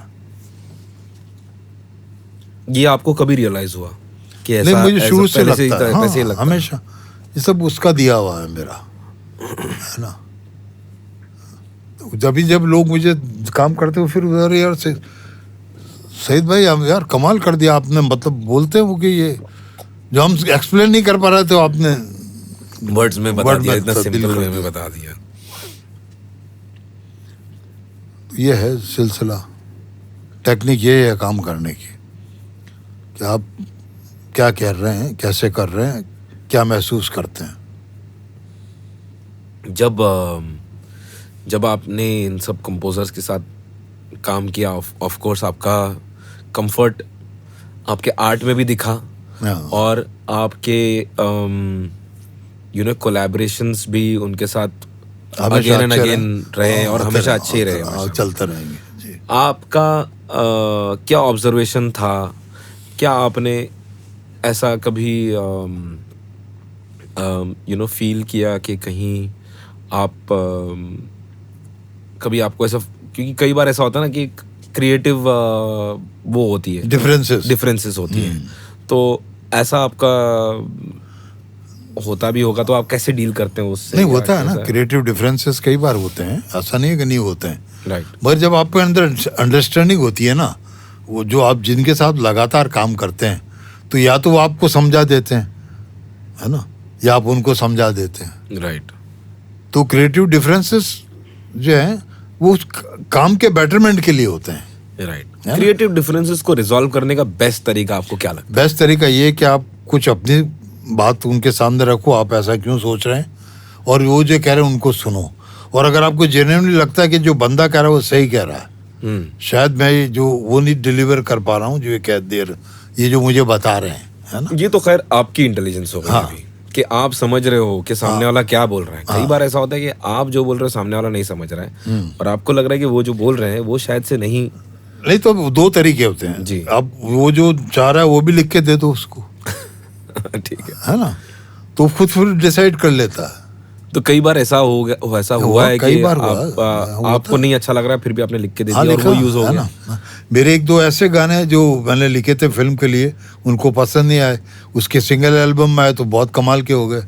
जैसे मेरा एक गाना है वो कुछ इस तरह तेरी पलकें मेरी पलकों से मिला दे, आंसू तेरे सारे मेरी पलकों पे सजा दे, एक फिल्म के लिए लिखा था, उनको समझ में नहीं आया, एल्बम में आया, आज लोग आज भी आप भी गा रहे हैं। यस, मुझे बहुत पसंद है गाना। बहुत पसंद है मुझे गाना। तो कई बार समझ में नहीं आता, तो मैं सोचता हूँ कि चलो इसके नसीब में नहीं है, कहीं और दे देंगे। बट सर ये इतना क्रेजी है कि इतने सिंपल डेली यूज होने वाले वर्ड्स को आप उसको डायमंड की तरह कैसे प्रेजेंट, मतलब क्योंकि आप जब लिख रहे हो, मैं क्यों पूछ रहा हूँ, क्योंकि एज अ कंपोजर या एज अ सिंगर, अगर मैं कुछ नॉर्मल चीज़ लूँ, मुझे पता है कि उसमें नॉर्मल और सिंपल चीज़ लूँ, तो मुझे पता है कि इसको ब्यूटीफाई करने के लिए एक रीज़न बहुत स्ट्रांग होना चाहिए, तब वो ब्यूटीफुल लगेगा। तो आप जब लिखते हैं तब तो ऑब्वियसली कोई ट्यून नहीं है, कोई ट्रैक नहीं है, कुछ नहीं है, और ये आप जब लिख रहे हो कुछ इस तरह, ये तो इतना सिंपल वर्ड है, तो आपको तभी ऐसा डाउट नहीं होता है कहीं कि यार ये तो बहुत सिंपल हो गया, ऐसा क्या बहुत सिंपल हो गया या नहीं मियाँ, देखो मैं एक बात बताऊं, ये कई बार नौशाद खान साहब भी बोलते हैं, नौशाद मेरे दोस्त आप जानते हो। जी ऑफ कोर्स। हाँ ना, वो भी बोलते हैं कि एक वर्ड जो है कई बार आपके गाने का पूरा कलर बदल देता है। राइट। तो मेरा एक गाना है ना, जुदा हो के भी तू मुझ में कहीं बाकी है।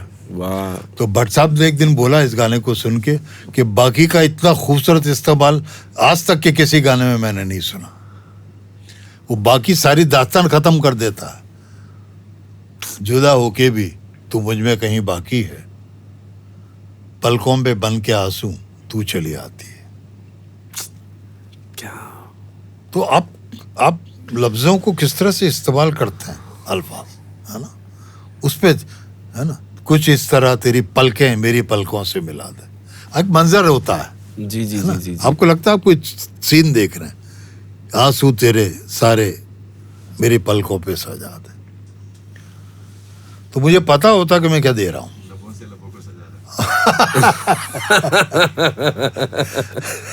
वो भी है। नौशाद भाई ने प्रॉम्प्ट किया है, लबों को लबों से सजा दो। इट्स ब्यूटीफुल है माशाल्लाह। नौशाद मियां पोएट्री बहुत जानते हैं, समझते हैं। Of course. तू ही मेरी शब है सुबह, बहुत मतलब, एंड इट इज मतलब एक बहुत कहावत फेमस है, लेस इज मोर। तो वो बहुत ही आप उसको जस्टिफाई कर देते हो कि यू नो कभी कभार you don't need this impact जो होता है ना जो, तो वो देखो आ जाता है। मैं कोशिश करता हूँ कि जितना जिंदा लिख सकूं लिखूं दोस्त, वो जरूरी होता है ना। इधर उधर बगल नहीं जाती, सीधी सादी बात है ना। जैसा आप महसूस करते हैं वैसा कहो। मैं आपसे कुछ फिलोसफिकल सवाल पूछना चाहता हूँ कि ये बहुत अच्छे लगे मुझे जो सारा इमाद भाई और उनकी टीम ने जो ये एक ये किया, और बहुत अच्छे क्वेश्चंस हैं। आपसे मैं जानना चाहूँगा कि किस चीज़ में ज़्यादा ताकत है, सच में या उसको बताने के तरीके में? दोनों में। दोनों में। थोड़ा आप इस पे एलैबोरेट कुछ। एलिब्रेट क्या, देखो मैं ऐसा है कि जो सच है ना वो आपके आर्ट में हो या आपकी ज़िंदगी में हो, देर सवेर आपको पे ज़रूर करता है ना। और लोग बाद में समझते भी हैं कि ये बात सही कह रहा था। राइट, थोड़ा लेट समझ में। हाँ, चल लेट समझते हैं। उस वक्त हो सकता है बहुत सौ को नागवार गुजरता हो, राइट, पर बाद में वो रियलाइज करते हैं यार नहीं है ना, इसकी वैल्यू है इस बात की। इसके अंदर कहीं ना कहीं एक तजर्बा भी है, एक एक्सपीरियंस भी है जो आप कह रहे हैं, वही है। सच की बात हो रही है। हम लोग फिल्म इंडस्ट्री, जो फिल्म कम्युनिटी से बिलोंग करते हैं, तो ये एक तरह से कहानियाँ बताते हैं, राइट। तो जैसे आपने एक बात कही कि कुछ खुद एक्सपीरियंस की हुई, कुछ उदाहरण, तो कुछ अपना होता है, कुछ जमाने का होता है, राइट। तो अब जब आप एज अ राइटर किसी सिचुएशन के लिए लिख रहे हैं, तो आप कहीं ना कहीं कुछ एक्सपीरियंस से ड्रॉ कर रहे हैं और कुछ आपके ऑब्जर्वेशन जो दूसरों की एक्सपीरियंसेस से आप ड्रॉ कर रहे हैं। इसमें कहीं ना कहीं आपको क्या फील होता है कि यू नो इसमें, क्योंकि एक कन्विंसिंग बहुत होना ज़रूरी होता है आर्ट को, यू नो। अगर आप कुछ एक बात बोल रहे हो तो सामने वाले को वो समझ में कन्विंस हो, और तो इसके लिए क्या रियाज होता है या क्या एक कोशिश होती है, क्योंकि ये भी एक तरह का एक सच ही आपको मेक बिलीव करवाना है, राइट। तो इसके बारे में आप कुछ देखो, कन्विंसिंग होना बहुत ज़रूरी होता है कि आप किसी को कन्विंस कर सकें, है ना। उसके लिए आपको उसके रीजंस होने चाहिए, है ना, कि भैया मैं ये बात इसलिए कह रहा हूँ, है ना, इसके पीछे की सच्चाई ये है ना, और ये बात इस तरह से होती है। तो आपके अंदर वो कुव्वत होनी चाहिए कि आप किसी आदमी को जो कहना चाह रहे हैं, जो समझाना चाह रहे हैं, जो कन्विंस करना चाह रहे हैं, वो उसके तरीके से उस तक वो बात पहुंचाए। ये बहुत ज़रूरी होता है ना। और रही बात ज़माने की या आपके ऊपर खुद के गुजरी हुई, है ना, तो कहीं ना कहीं उसकी लाइफ में ऐसे कुछ लोग होंगे जिसके अंदर उन्होंने ये चीज़ देखी है ना। आपके आसपास भी ऐसे बहुत से लोग होते हैं ना, राइट, एब्सोल्युटली होते हैं ना? तो आप जब बात कहते हैं वो तो उसको भी समझ में आता है कि हाँ यार, इसके साथ भी तो ऐसा हुआ था, या इसके साथ भी ऐसा हो सकता है, या ये हुआ है ना, मेरे साथ भी ये हुआ है। तो आप जब ये बात कहते हैं तो वो अपने आसपास देखता है ना, खुद में भी झांक के देखता है, आसपास भी देखता, तो उसको ये लगता है कि नहीं ये बात सही है। वो कन्विंस तब होता है ना। तो पहले खुद कन्विक्शन, हाँ, आपके अंदर खुद का अंदर बिलीव स्ट्रांग होना चाहिए, जो आप कह रहे हैं या जो आप बता रहे हैं वो होता है कि नहीं, उस बात को मानना जरूरी है। आपको क्या ऐसा लगता है कि दर्द से क्वेश्चन ये है कि do you believe pen teachers a writer more than happiness does? मतलब क्या हम दर्द से ज्यादा सीखते हैं या नहीं, राइटर की बात नहीं है, दर्द सबको कुछ सिखाता है। एब्सोल्युटली, है ना। दर्द होता है, तकलीफ होती है, वो आप सबको सिखाती है कुछ तो कुछ जिंदगी के अंदर, है ना। जब सीख लेता है वो आदमी, हाँ, स्ट्रांग हो जाता है ना। What doesn't kill you makes you दर्द strong. बहुत जरूरी है जिंदगी के लिए भाई, है ना। दर्द आपको एक मजबूत इंसान बनाता है ना। वो आपके अंदर एक रियलाइजेशन पैदा करता है औरों के दर्द के लिए। बट दर्द भी तो कितना सब्जेक्टिव है ना, लाइक सबकी तकलीफें अलग ही है, और मैं ऐसा मानता हूँ कि जितनी आपकी कैपेसिटी ऊपर वाला आपको उस हिसाब से ही वो देता है। ऊपर वाला वही देता है ना। वो Exactly. कहावत भी है ना कि चींटी को कण और हाथी को मन। सबको सबके हिसाब से देता है। राइट। उसका मामला बहुत बैलेंस्ड है। आज के टाइम्स में जी, आपको क्या लगता है कि एक लिरिसिस्ट का पर्पस क्या है आज के टाइम पे? गीतकार का पर्पस सिंपल है मियाँ, कि जो आप महसूस करते हैं रोमांस को लेके, इश्क को लेके, ज़िंदगी को लेके, तकलीफ़ों को लेके, है ना, तो उसको ये लगना चाहिए कि आप वो चीज़ दें कि उसको लगे कि यहाँ ये तो है यार, यही तो है। यही तो है, सबके साथ है ना। यही होता है। आप किसी को खुशी दें, किसी को इश्क का एहसास दें, है ना, किसी को दर्द की तकलीफ दें, जैसी सिचुएशन होती है ना, तो उसको लगना चाहिए हाँ ये दर्द तो मेरा भी है ना। मुझे आवारापन बंजारापन के बाद बहुत सारे नौजवान लड़कों ने कहा कि सर हमारी ज़िंदगी में भी ये तकलीफ़ है, हमें पता नहीं चलता क्या करें, हम क्यों भटक रहे हैं। बात मैंने अपने ही कही थी, मगर आइडेंटिफाई बहुत सारे लोग करते हैं, उनकी ज़िंदगी में भी ये है। वो गाना इसलिए मकबूल हुआ कि जो मेरी तकलीफ थी वो औरों की भी थी। राइट। तो गाना सिर्फ आपका नहीं होता है, आपको पता नहीं जो सुन रहा है वो उसका भी है वो गाना। उसका क्यों है कि वो भी उस चीज से गुजर रहा है या गुजर चुका है, या रिलेट करते हैं लोग। हाँ, तभी वो रिएक्ट करता है ना। तो बहुत जब लोग कहता है तुम्हारा ही गाना है यार, ये मेरा गाना थोड़ी है, सबकी कहानी है। राइट। क्योंकि फिल्में हम हमारे आसपास की हमसे जुड़ी होती है, हमारी जिंदगी से जुड़ी होती है ना। वो ठीक है, कोई फैंटेसी वर्ल्ड की कहानी हो तो अलग है ना। जिंदगी की कहानियां जो होती हैं जिस पे हम फिल्म बनाते हैं, वो कहीं ना कहीं हमारी जिंदगी से ही ताल्लुक रखती हैं, किसी न किसी की जिंदगी से। क्या आपको ऐसा कुछ एक बायस है कि मतलब ये जैसे आपने बोला अभी फैंटेसी वर्ल्ड, अभी हम लोग के यहाँ पर तो ऐसे बहुत ही कम मूवीज बनती हैं जो एकदम फैंटासिकल होती है, जैसे कि कोई मिल गया हो गए या क्रिश हो गई, मतलब और नहीं, ये फैंटेसी तो लाइफ के लिए ज़रूरी है भाई, है ना। हम अली बाबा 40 चोर की कहानियां पढ़ते हैं, है ना। बट वो फिर भी एक्चुअली उसमें भी थोड़ा फैंटेसी तो है। हाँ, होती है फैंटेसी, लाइफ में ज़रूरी है मियाँ। वो भी बड़ा खूबसूरत पहलू है ज़िंदगी का, है ना। हम उसको महसूस करते हैं नहीं करते वो अलग चीज़ है, और फैंटेसी भी ज़रूरी है ना। हम ख्वाबों में भी बड़ी बड़ी फैंटेसीज देखते हैं, चाहे वो पूरी हो या नहीं। तो फैंटेसी का अपना वजूद है और रहेगा जब तक ये दुनिया है ना। अभी आपने बताया कि लिरिसिस्ट का रोल हाँ, आज के दुनिया में, उसी से जुड़ा हुआ एक और सवाल है कि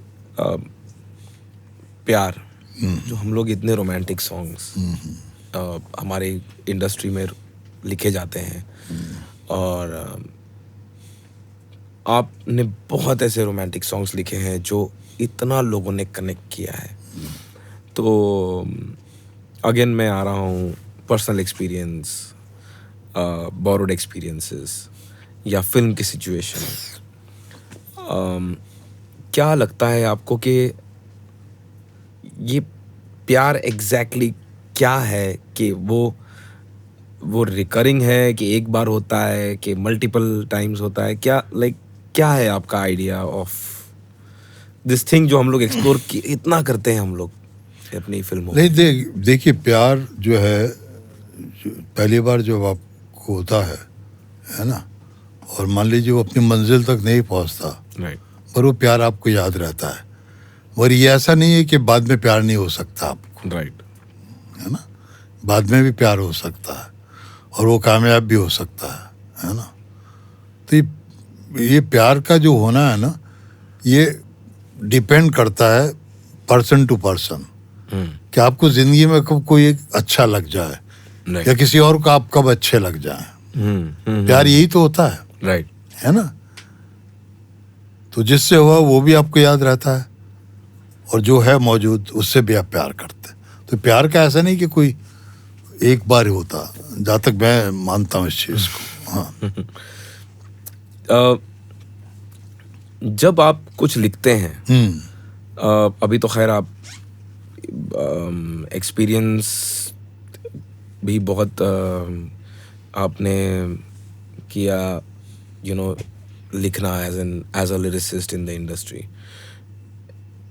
कब आपको ऐसा लगता है कि यार ये कंप्लीट हो गई है, वो फीलिंग दिल से आती है कि आपको कैसे वो रियलाइजेशन होता है कि नहीं इतना काफ़ी है, क्योंकि ये तो एक प्रोसेस है, ये तो हम कितना भी जनरेट कर सकते हैं। देखो नकाश, मेरे लिए गाना लिखना मतलब मैं एक कहानी होती है। तुम कभी गौर से मेरे गाना सुनना तो उसमें लगे कि एक शुरुआत होती है जो एक अंतरे में बढ़ती है, दूसरे में बढ़ती है, तीसरे में, मतलब जितनी होती है। तो मेरा गाना कहानी की तरह होता है। ओके। मैं एक कहानी शुरू करता हूँ और उसको आगे ग्रो करता हूँ, है ना, और जितनी रिक्वायरमेंट होती है वहाँ पे ख़त्म कर देता हूँ, है ना। तुकबंदी नहीं होती है, अच्छा, है ना। जैसे मसलन मैंने अभी आपको बताया, जुदा होके भी तू मुझ में कहीं बाकी है जी। अब वो बाकी कैसे है कि पलकों में बन के आंसू तू चली आती है, राइट, यहाँ पर कल्मिनेट हो या कल्मिनेट हो जाता है। राइट। तो एक कहानी शुरू की मैंने, तो गाना मेरे लिए वो प्रोसेस है। जब मुझे लगता है कि मैंने एक कहानी मुकम्मल कर ली अपने गाने में, एक प्रोसेस को कंप्लीट कर लिया, तब वो मेरे लिए गाना हो गया, है ना। मेरे ज़्यादातर गाने आप देख लो तो आपको यही मिलेगा, है ना। आपका मिथुन के साथ बहुत ही एक मिथुन के साथ मेरा कनेक्शन, कोलैबोरेशन है। उसने एक गाना रिक्रिएट किया। क्या आप ऐसा मानते हो कि मिथुन के साथ आपका कुछ अलग नहीं हो तो ट्यूनिंग है? हाँ, ट्यूनिंग है। उसकी ट्यूनिंग एक तो ये है कि वो मेरा एहतराम बहुत करता है ना। और मैं उसके लिए बड़े भाई समझ लिया, फादरली फिगर हूँ, है ना। और वो मेरी रेस्पेक्ट बहुत करता है, मेरे काम की बहुत इज्जत करता है। इसकी एक वजह ये भी है। और इंडस्ट्री में जब शुरुआत हुई थी, इससे मेरा एक गाना रिक्रिएट किया था, जुदा होके भी तो मुझ में कहीं बाकी है, वहाँ से हाँ उसको मेरी शुरुआत हुई उसके साथ। तो इत्तेफाक की बात है कि प्रोड्यूसर जिन्होंने फरेब फिल्म बनाई थी, राजेश सिंह जी, तो उनको जब उसमें भी मैंने गाने लिखे थे, अनु मलिक साहब का म्यूजिक था जी। तो उसके बाद वो अनवर फिल्म बना रहे थे, उन्होंने मुझसे जिक्र किया, सईद भाई कोई म्यूजिक डायरेक्टर हो तो मैं चाहता हूँ कि आप लेके आएँ। तो उस वक्त ये मुझसे जुड़ा था। वो बाकी तो सब बड़े म्यूजिक डायरेक्टर थे जिनके साथ मैं ऑलरेडी काम करता था जी। तो बोले वो नया हो तो भी चलेगा। तो फिर मेरा जहन में इसका ख्याल आया मिथुन का, तो उनके फादर नरेश जी और मैं तीनों गए थे, तो उनसे मैंने इसको इंट्रोड्यूस करवाया राजेश सिंह जी से। हाँ, और वहाँ से फिर उसको अनवर फिल्म मिली, और मौला मेरे मौला, वो गाना बहुत मकबूल हुआ। तो वहाँ से इसका सिलसिला जो शुरू हुआ, जो आज तक चल रहा है और मेरे साथ भी चल रहा है।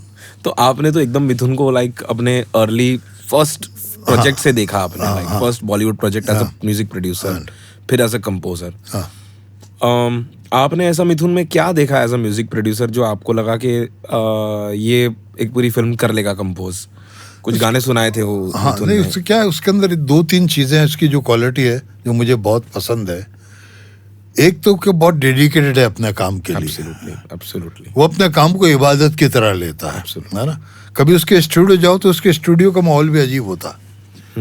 आपको लगता है कि आप किसी एक पॉजिटिव वाइब्रेशन आती है आप, है ना। और वो बहुत डेडिकेटली अपने काम को करता है, कितना भी घंटा लगे, कितना भी टाइम लगे, वो उसको देता है। और जो बेस्ट क्वालिटी वो पोइट्री समझता है। एक कंपोजर के लिए पोइट्री को समझना, पोइट्री के एहसास को समझना बहुत ज़रूरी होता है, तब वो उस कंपोजिशन में उसको ढाल सकता है। वो चीज़ उसमें मैंने देखी। और तीसरी चीज़ ये है कि वो पोइट्री के ऊपर अपने म्यूज़िक को हावी कभी नहीं करता। ओके। वो म्यूज़िक उतना देता है उस गाने को जिसके वो पोइट्री को सपोर्ट करे।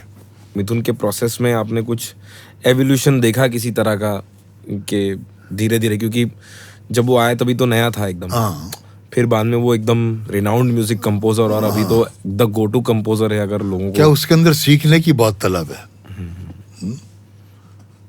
वो आपसे बात करता है, अपने आप को शेयर करता है, आपसे जानना चाहता है ना। बहुत सारी चीजें, वो मुझे कई बार कहता है कि सईद भाई मैंने आपसे बहुत कुछ सीखा है ना। बोले जब आप बात करते हैं, मैं आपकी बात सुनता हूँ, तो मुझे बहुत सारी चीजें समझ में आती है जो मैं पहले नहीं जानता था, जो मैं पहले नहीं समझता था। सीखने वाला आदमी में जिसके अंदर ये चाहत हो ना सीखने की, उसका प्रोसेस चलता रहता है, वो और मैच्योर होता जाता है ना। तो पोइट्री को समझने में, म्यूजिक को समझने में, जिंदगी के नजरिया, जिंदगी की तरफ देखने का जो उसका नजरिया वो बदल जाता है। तो वो तमाम चीजें उसके अंदर आई है। और कई बार मुझे उस चीज़ का क्रेडिट भी देता है वो, और लोगों को भी देता है। तो ये बहुत बड़ी बात होती है। जो आज वो जिस मकाम पे पहुंचा है, ये तमाम रीजंस रहे हैं उसके। मेरे अलावा भी जहाँ काम करता है उनसे भी सीखता है। क्या आपने कभी कुछ ऐसा एडवाइस, बहुत ही इस तरह का एडवाइस दिया है जो कहीं, क्योंकि आप लोग बहुत ही एक पर्सनल ये शेयर करते हैं, बॉन्ड शेयर करते हैं, तो कभी ऐसा कुछ आपने एडवाइस नहीं, बहुत सी चीज़ों की एडवाइस दी मैंने उसकी लाइफ में, उसकी पर्सनल लाइफ में, प्रोफेशनल लाइफ में, और उनको मानता है। और आज भी अगर कहीं कुछ उसको पूछना हो मुझसे किसी भी चीज़ के जिक्र के बारे में, चाहे वो प्रोफेशनली हो, तो भी मैं उसको जो मुझे बेहतर लगता है मैं उसको बताता हूँ, है ना। क्योंकि it's like family to me, है ना। हो गया, उससे एक सिर्फ प्रोफेशनल रिश्ता नहीं है, एक पर्सनल सा रिश्ता बन जाता है ना। जैसा मेरा बहुत से लोगों के साथ है, चाहे मैं उनके साथ काम करूं या नहीं करूं। जैसे मैंने नौशाद मियां का जिक्र किया आपका, मेरे एक और दोस्त है अरुण कुमार डागा। अरुण डागा जी, मैं उन पे आने वाला था, आप बताने वाले थे। वो भी सिंगर है, कंपोजर है। मगर एक ज़माने में जब मैं जोधपुर से बॉम्बे आया करता था तो उनका घर मेरे लिए पनाहगाह था, है ना। Is like family to me. मेरा बहुत ख्याल रखते हैं वो, उनके वाइफ और उनके बच्चे, है ना। तो कुछ ऐसे रिश्ते हो जाते हैं मियाँ जिनका ताल्लुक काम से नहीं होता, वो हमेशा आपके लिए रहते हैं और आप उनके लिए हमेशा रहते हैं। तो उसका भी मैं शुक्रगुजार हूँ कि वो मेरी ज़िंदगी का एक अच्छा खूबसूरत हिस्सा है आज भी, वो शख्स और उसकी फैमिली। ऐसे लोग बहुत हाँ, जरूरी मुझे है मिले मेरी जर्नी में। इत्तेफाक की बात है कि मुझे सब अच्छे लोग मिले। ये मतलब कभी किसी ने मेरा बुरा नहीं सोचा, बुरा नहीं चाहा। ऐसा बोलते हैं ना कि people are reflection of your behaviour. हाँ, मतलब आप जैसा लोगों से बर्ताव करते हैं, लोग आपसे वैसे ही। बिल्कुल बिल्कुल तो सही ये तो बात है। ये तो आपकी अच्छाई है कि लोग, आप बोलते हैं ना कि मुझे अच्छे लोग ही मिले, तो ये तो आपका ही क्रेडिट नहीं आपको है, जाता नहीं वो होता है ना। आप इज्जत दो तो इज्जत मिलती है। Absolutely, absolutely. सिंपल सी मैथमेटिक्स। कुछ प्रोजेक्ट्स होते हैं हर एक इंसान की लाइफ में, जब कि आप जैसे मेरा जो पहला प्रोजेक्ट था agent Vinod as a music producer Pritam da के लिए, मेरे लिए बहुत ही एनलाइटनिंग, बहुत ही एक्सपीरियंस, कुछ बहुत मज़ा आ रहा था। मैं दिन रात स्टूडियो में हूँ और फिल्म का काम चल रहा है। ऐसा आपका कौन से सॉन्ग के लिए या कौन से प्रोजेक्ट के लिए आपको एक सॉफ्ट कॉर्नर है दिल में कि भाई बाकी सब तो बहुत अच्छा काम हुआ है, बट इसमें बहुत मज़ा आया था, कुछ अलग लेवल का, कि हर प्रोजेक्ट में ऐसा ही लगता है आपको? कुछ तो होगा, कुछ फेवरेट। ऐसे बहुत सारे हैं, मगर जैसे आवारापन, राइट, जो फर्स्ट, पहले, राइट, जिस्म द फर्स्ट वन, राइट, है ना। ये फिल्म जो है मेरी, मुझे बहुत पसंद की रही है मेरी फिल्में, जिनके साथ मज़ा आया काम करने का मुझे क्या। और मेरी कोशिश है कहानी अच्छी लगनी चाहिए मुझे, है ना। और क्या होता है कई बार आप कहानी तो बहुत अच्छी ले लेते हैं, पर उसको जिस तरह से आपने कहानी को लिया है, बनाया है, लिखा है, उस तरह से आप उसको कंसीव नहीं कर पाते हैं। एग्जीक्यूशन में जी हाँ, वो कहीं रह जाती है ना। राइट। तो वो भी होता है। ऐसा नहीं, कई बार आपने बहुत सोचा कि ये कमाल चलेगी और नहीं चलती है। और कभी ऐसा भी होता है कि नहीं चलेगी, चल जाती। ऐसा कोई था प्रोजेक्ट? हाँ, होते हैं, बहुत से होते हैं। तो ये तो सबकी जिंदगी में है भैया, क्योंकि असली तो जनता है जो देखने वाली है, जो म्यूजिक सुनने वाली, वो बताएगी आपको कि आपका गाना क्या है। जो फिल्म देखते हैं वाले वो बताएंगे। भट्ट साहब के हाँ, बारे में जैसे कुछ? मेरी लाइफ इन ए मेट्रो, हम्म, अनुराग बासु की, राइट। वो भी मेरी पसंदीदा फिल्म है। मोहित सूरी की आवारापन है जिसमें, ये तमाम कुछ फिल्में हैं जो मेरी जिंदगी में बहुत मुझे अच्छी लगती है। गैंगस्टर। महेश भट्ट साहब के साथ आपने बहुत ही कमाल, वो क्या है, मैं मेरे लिए बड़े भाई की तरह है। कुछ बताइए ना उनके बारे में आपका, लाइक ऐसी कोई बात होगी जो आपने कभी उनसे ऐसे डायरेक्टली नहीं बोला होगा, या आपके दिल में ऐसे कोई बात ऐसी रही? नहीं, मैं उनके बहुत करीब रहा हूँ उनके, और वो बहुत सारी बातें हमने आपस में बहुत कुछ शेयर किया। ऐसा नहीं है, मतलब आप उनसे एकदम ओपनली? बिल्कुल नहीं। क्या उन्होंने, स्पीकर एक्चुअली मैं उनके ग्रुप में सबसे यंग था जब मैं उनसे जुड़ा, तो उन्होंने मुझे हमेशा बच्चे की तरह प्यार किया। अच्छा। है ना, ऑलवेज। क्या पर मुझे कुछ कहना होता तो कह देता हूँ, उनसे कुछ सुनना हो तो वो भी सुन लेता हूँ, है ना। मगर हमारा ऐसा करीब का बहुत रिश्ता है, एक फैमिली की तरह है ना। और जो आज मैं इंडस्ट्री में हूँ तो उनकी वजह से हूँ। ठीक है, मैंने अपने काम, अपनी मेहनत से जगह बनाई है, पर मौका उन्होंने दिया। राइट। कभी उन्होंने कुछ ऐसे लाइफ एडवाइस दी होगी आपको जो आपको नहीं, वो गाइड करते हैं मुझे जी। जब नया नया आया था तो गाइड करते हैं। कभी बाहर के प्रोजेक्ट आते हैं तो उन्होंने मुझे सलाह दी कि ऐसे होता है, ये करना, इस तरह की बात है, ये होता है, इस तरह मिलना, ये तमाम चीज़ें दी। उन्होंने टिप्स दिए मुझे काम करने की, इंडस्ट्री में रहने की। वो अपनी जगह है। तो उसमें क्या, लाइक एग्जैक्टली अगर कुछ एक दो पॉइंट्स अगर आपको बताने हैं लोगों, लाइक नहीं, पहले ये है कि सबसे पहले तो जो अगला चाह रहा है उसको सुनो, जी, उसके ज़हन में क्या है ना। और हमेशा प्रोड्यूसर की भी बात सुनो, डायरेक्टर की भी बात सुनो। उन दोनों की बहुत ज़रूरी होती है कि वो आप, उनका विज़न क्या है उस फिल्म को लेके, उस गाने को लेके। और ये कोशिश करो कि दोनों का विज़न आ जाए, जो प्रोड्यूसर चाह रहा है, जो डायरेक्टर चाह रहा है, ताकि आपका काम सक्सेस हो जाए, है ना। एहतराम से मिलो, बात समझ में आती है तो ठीक है, नहीं तो ग्रेसफुली आउट भी हो जाओ, निकल जाओ। अच्छा, निकल जाओ। हाँ, सीधा ग्रेसफुली। आपको लगता है आप कंफर्टेबल नहीं है तो। वाह, दैट्स इम्पोर्टेंट। ये मुझे, ये मेरे लिए नहीं, मैंने अपनी जिंदगी में बहुत जगह किया, 2-4 बार किया मैंने। मुझे जब बात समझ में नहीं आई तो मैं ग्रेसफुली वहाँ से हट गया कह के। हालांकि बाद में लोगों ने कहा कि सईद भाई आप अपना नुकसान, तो मैंने कहा भाई मैं सुकून की नींद सोना चाहता था, इसलिए नुकसान कर लिया रात को। मगर ये मादा होना चाहिए आप में। मादा मतलब ये सेल्फ कॉन्फिडेंस। हाँ, कॉन्फिडेंस होना चाहिए, इतनी कुव्वत, ताकत होनी चाहिए। एब्सोल्युटली। क्या, मेरी वालिदा ने मुझे बचपन में एक बहुत अच्छी चीज बोली थी जी। जिंदगी के अंदर, बेटा जिस दिन तुमको खोने का डर खत्म हो जाएगा ना, तुम इस दुनिया से जीत जाओगे। वाह। जिस दिन तुम्हें चीज के खोने का डर खत्म हो जाएगा कि मुझे मिला नहीं मिला, उस दिन तुम इस दुनिया से जीत जाओगे। मैं आज तक उसको मानता हूँ, उस बात को, और अपने लाइफ में भी अप्लाई करता हूँ उसको। वो देने वाला वो है मियाँ। एब्सोल्युटली। वो एक दरवाजे बंद करता है, 100 दरवाजे खोलता है। बस यही है काम करने का और जीने का, यही अंदाज है। आप अगर राह चलते हैं, अगर आप राह चलते हैं, उस सईद कादरी से मिल जाएं जो अब उस टाइम पे बॉम्बे आके वापस लौट गए थे, यू नो, जोधपुर, अगर आप उनसे, उस सईद कादरी से मिल जाए तो आप क्या उनसे? नहीं, मुझे मिलने की जरूरत नहीं, मैं उसको बोला ही नहीं हूँ। वो जो सईद कादरी है उसको बोला नहीं हूँ मैं।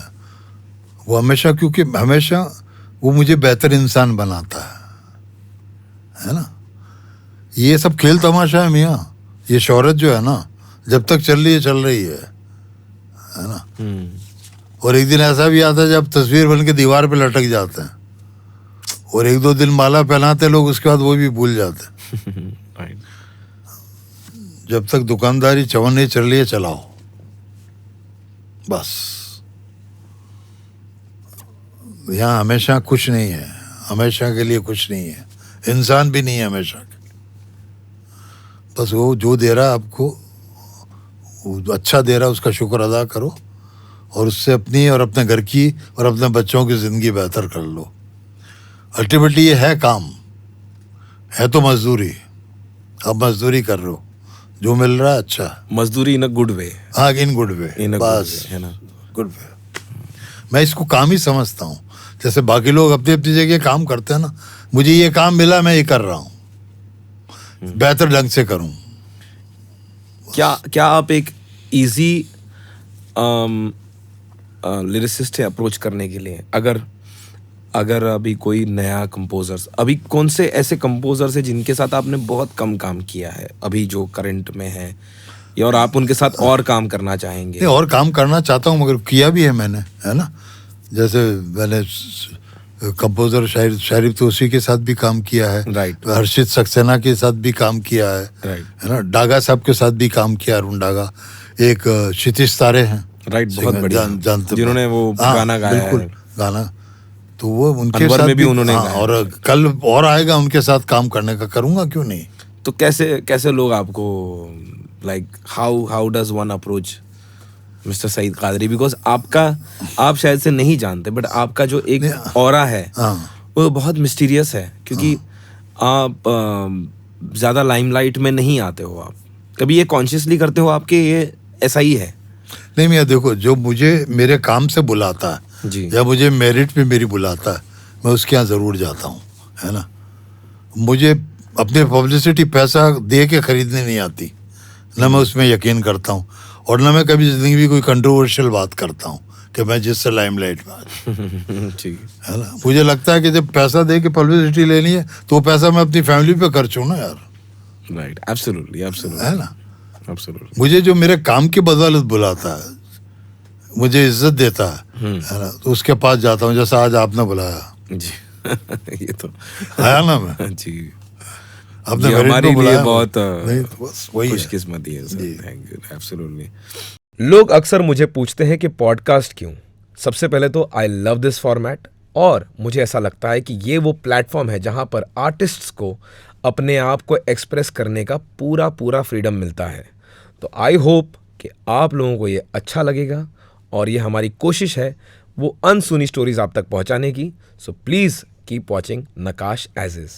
अभी आपको आज के टाइम पे कुछ ऐसा लगता है कुछ बदला है? क्योंकि पहले जब आपने स्टार्ट किया, आप बहुत सोशल म्यूज़िक प्रोग्रामर्स आ रहे हैं स्टूडियो, म्यूजिशियंस आ रहे हैं स्टूडियो, और सिंगर भी वेट कर रहे हैं, और डायरेक्टर भी है, प्रोड्यूसर भी उधर अपने नाखून खा रहे हैं कि भाई गाना बन जाए अच्छे।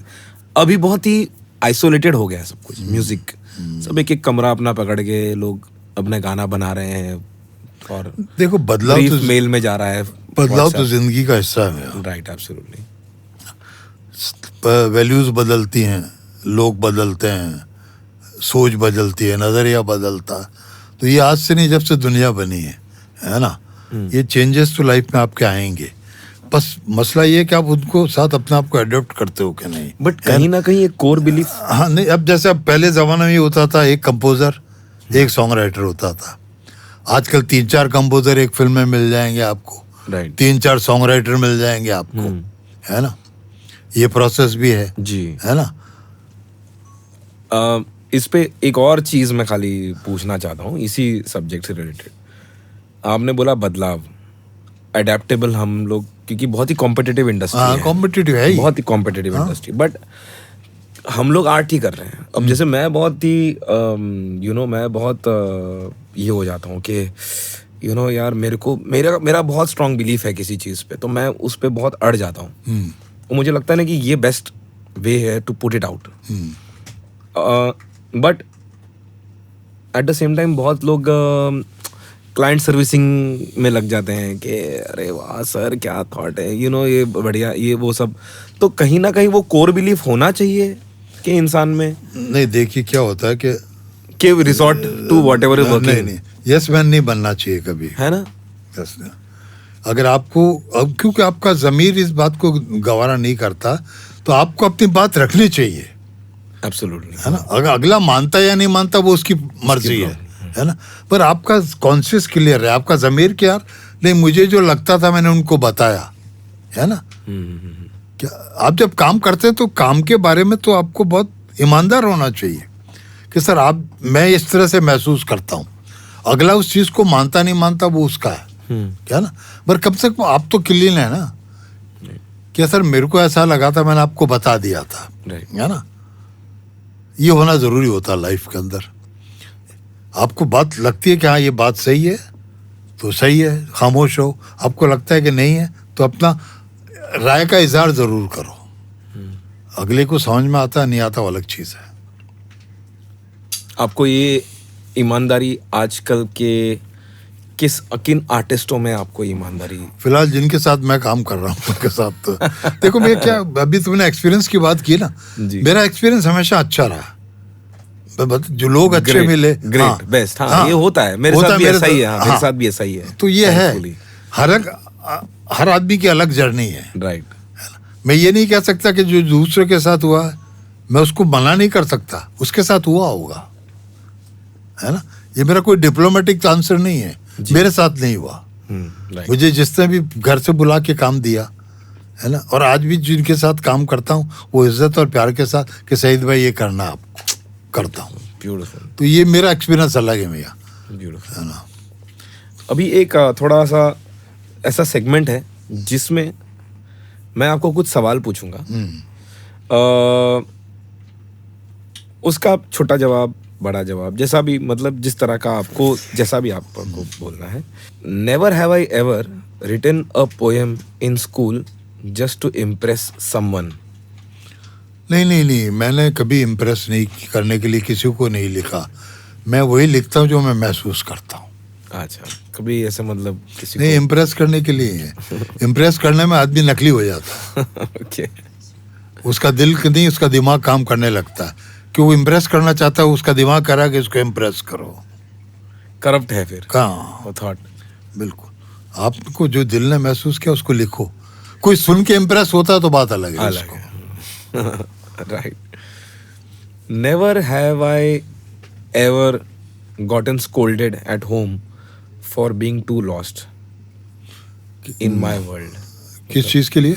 कि मतलब घर पे आपको कभी ऐसे डांट पड़ी कि आप अपने ही ख्यालों में डूबे हुए हो, आप अपना ही लिख रहे हो। तो अभी जैसे आर्टिस्ट लोगों का एक होता है ना, वो सोच बहुत रहे बट सामने वाले को तो खाली लग रहा है इंसान के। होता है, घर में होता है। बच्चे कहते हैं, वाइफ कहती है अरे मैं आपसे क्या कह रही हूँ, आप कहाँ हो, कौन सी दुनिया में। अरे बच्चे भी, और पापा मैंने जो कहा आपने सुना, वो तो होता है। ये तो इंसानी जो जिंदगी का हिस्सा में होता है। Never have I ever disagreed with the director but still written the line exactly the way they wanted, the way I wanted. नहीं, ऐसा नहीं है। कई बार जैसे मैंने अभी कहा ना कि मैं अपनी ओपिनियन दे देता हूँ कि सर आप ये जो चाह रहे हैं, है ना, ये मुझे नहीं लगता कि ये इस तरह होना चाहिए, इस तरह होना चाहिए।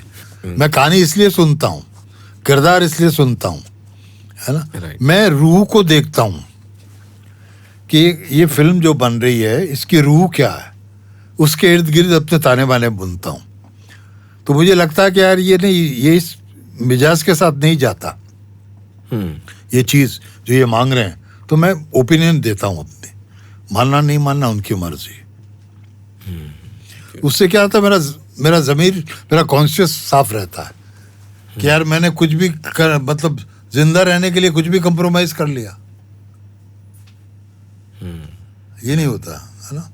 मेरे ज़मीर में और मुझ में जंग होती है जब मैं जीने के लिए कोई गुनाह करता हूँ।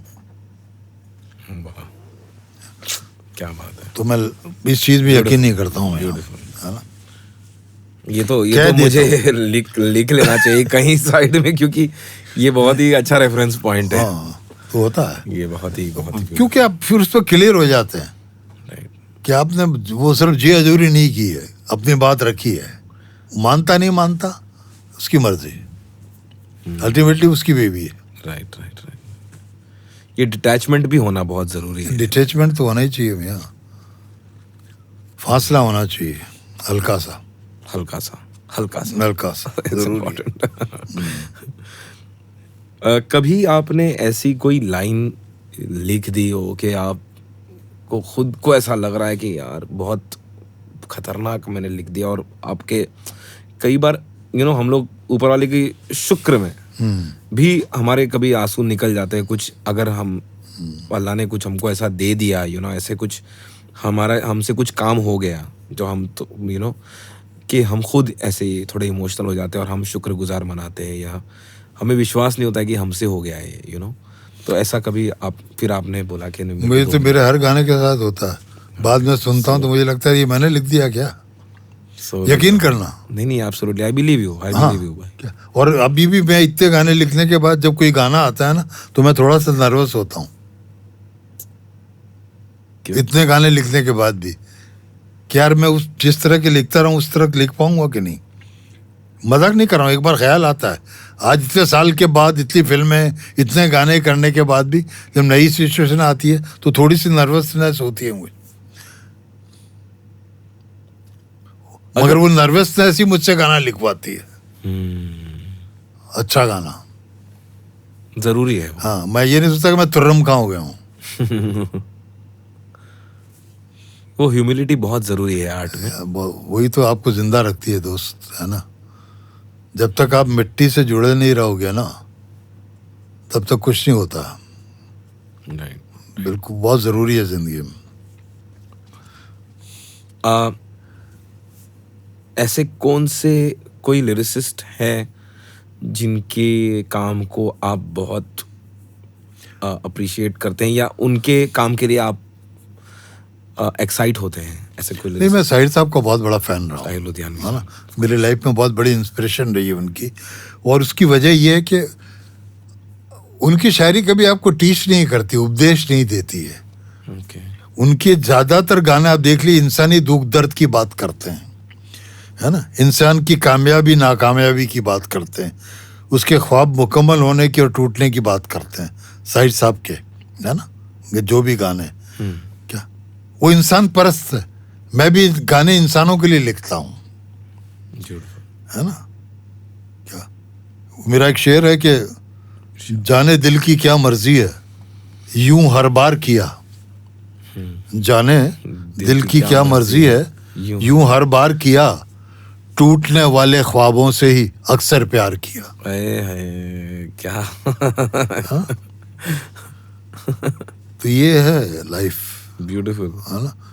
तो आपको तैयार रहना चाहिए, इंसान के दुख दर्द की बात करो। आप इंसान हो, है ना। इंसान हो के इंसान की बात नहीं करो तो क्या मतलब आपके होने का, आपकी पोइट्री के होने का। एब्सोल्युटली। मैं अक्सर जब कोई इतने वर्ड्स को आप इतनी ब्यूटीफुली आप कोई भी चीज़ को इतने वर्ड्स में आप उसको एक्सप्लेन कर देते हैं, तो इसका आपको पर्सनल लाइफ में क्या इसकी बेनिफिट तो ऑब्वियसली आपको पर्सनली है, बट क्या आपको ऐसा लगता है कि जो आप समझ रहे हैं वो दूसरे नहीं समझ पा रहे, तब आप क्या उसको? नहीं, ज्यादातर लोग समझ जाते हैं, हाँ, क्योंकि आप एक्सप्लेन कर पाते हैं। हाँ, नहीं, क्योंकि मैं कोशिश ये करता हूँ कि मैं बात इस तरह से कहूँ कि उन तक पहुँचे और वो समझे, है ना। और ये बात मुझे जो मेरा फैन मिलते हैं, जो मुझे सुनते हैं, जो चाहने वाले हैं, वो बताते हैं, तो मुझे लगता है कि मैंने जो कहा वो कन्वे हुआ, उन तक पहुँचा, इससे मुझे महसूस होता है ना। बाकी चंद लोग हो सकते हैं ऐसे जो नहीं, हाँ होता है जी, है ना। आप सब तक नहीं पहुंच पाते, वो अलग चीज़ है। और मेरी कोशिश ये रहती है कि मैं बात इतनी सादगी से करूं कि लोग समझ सकें। ऐसा अभी आप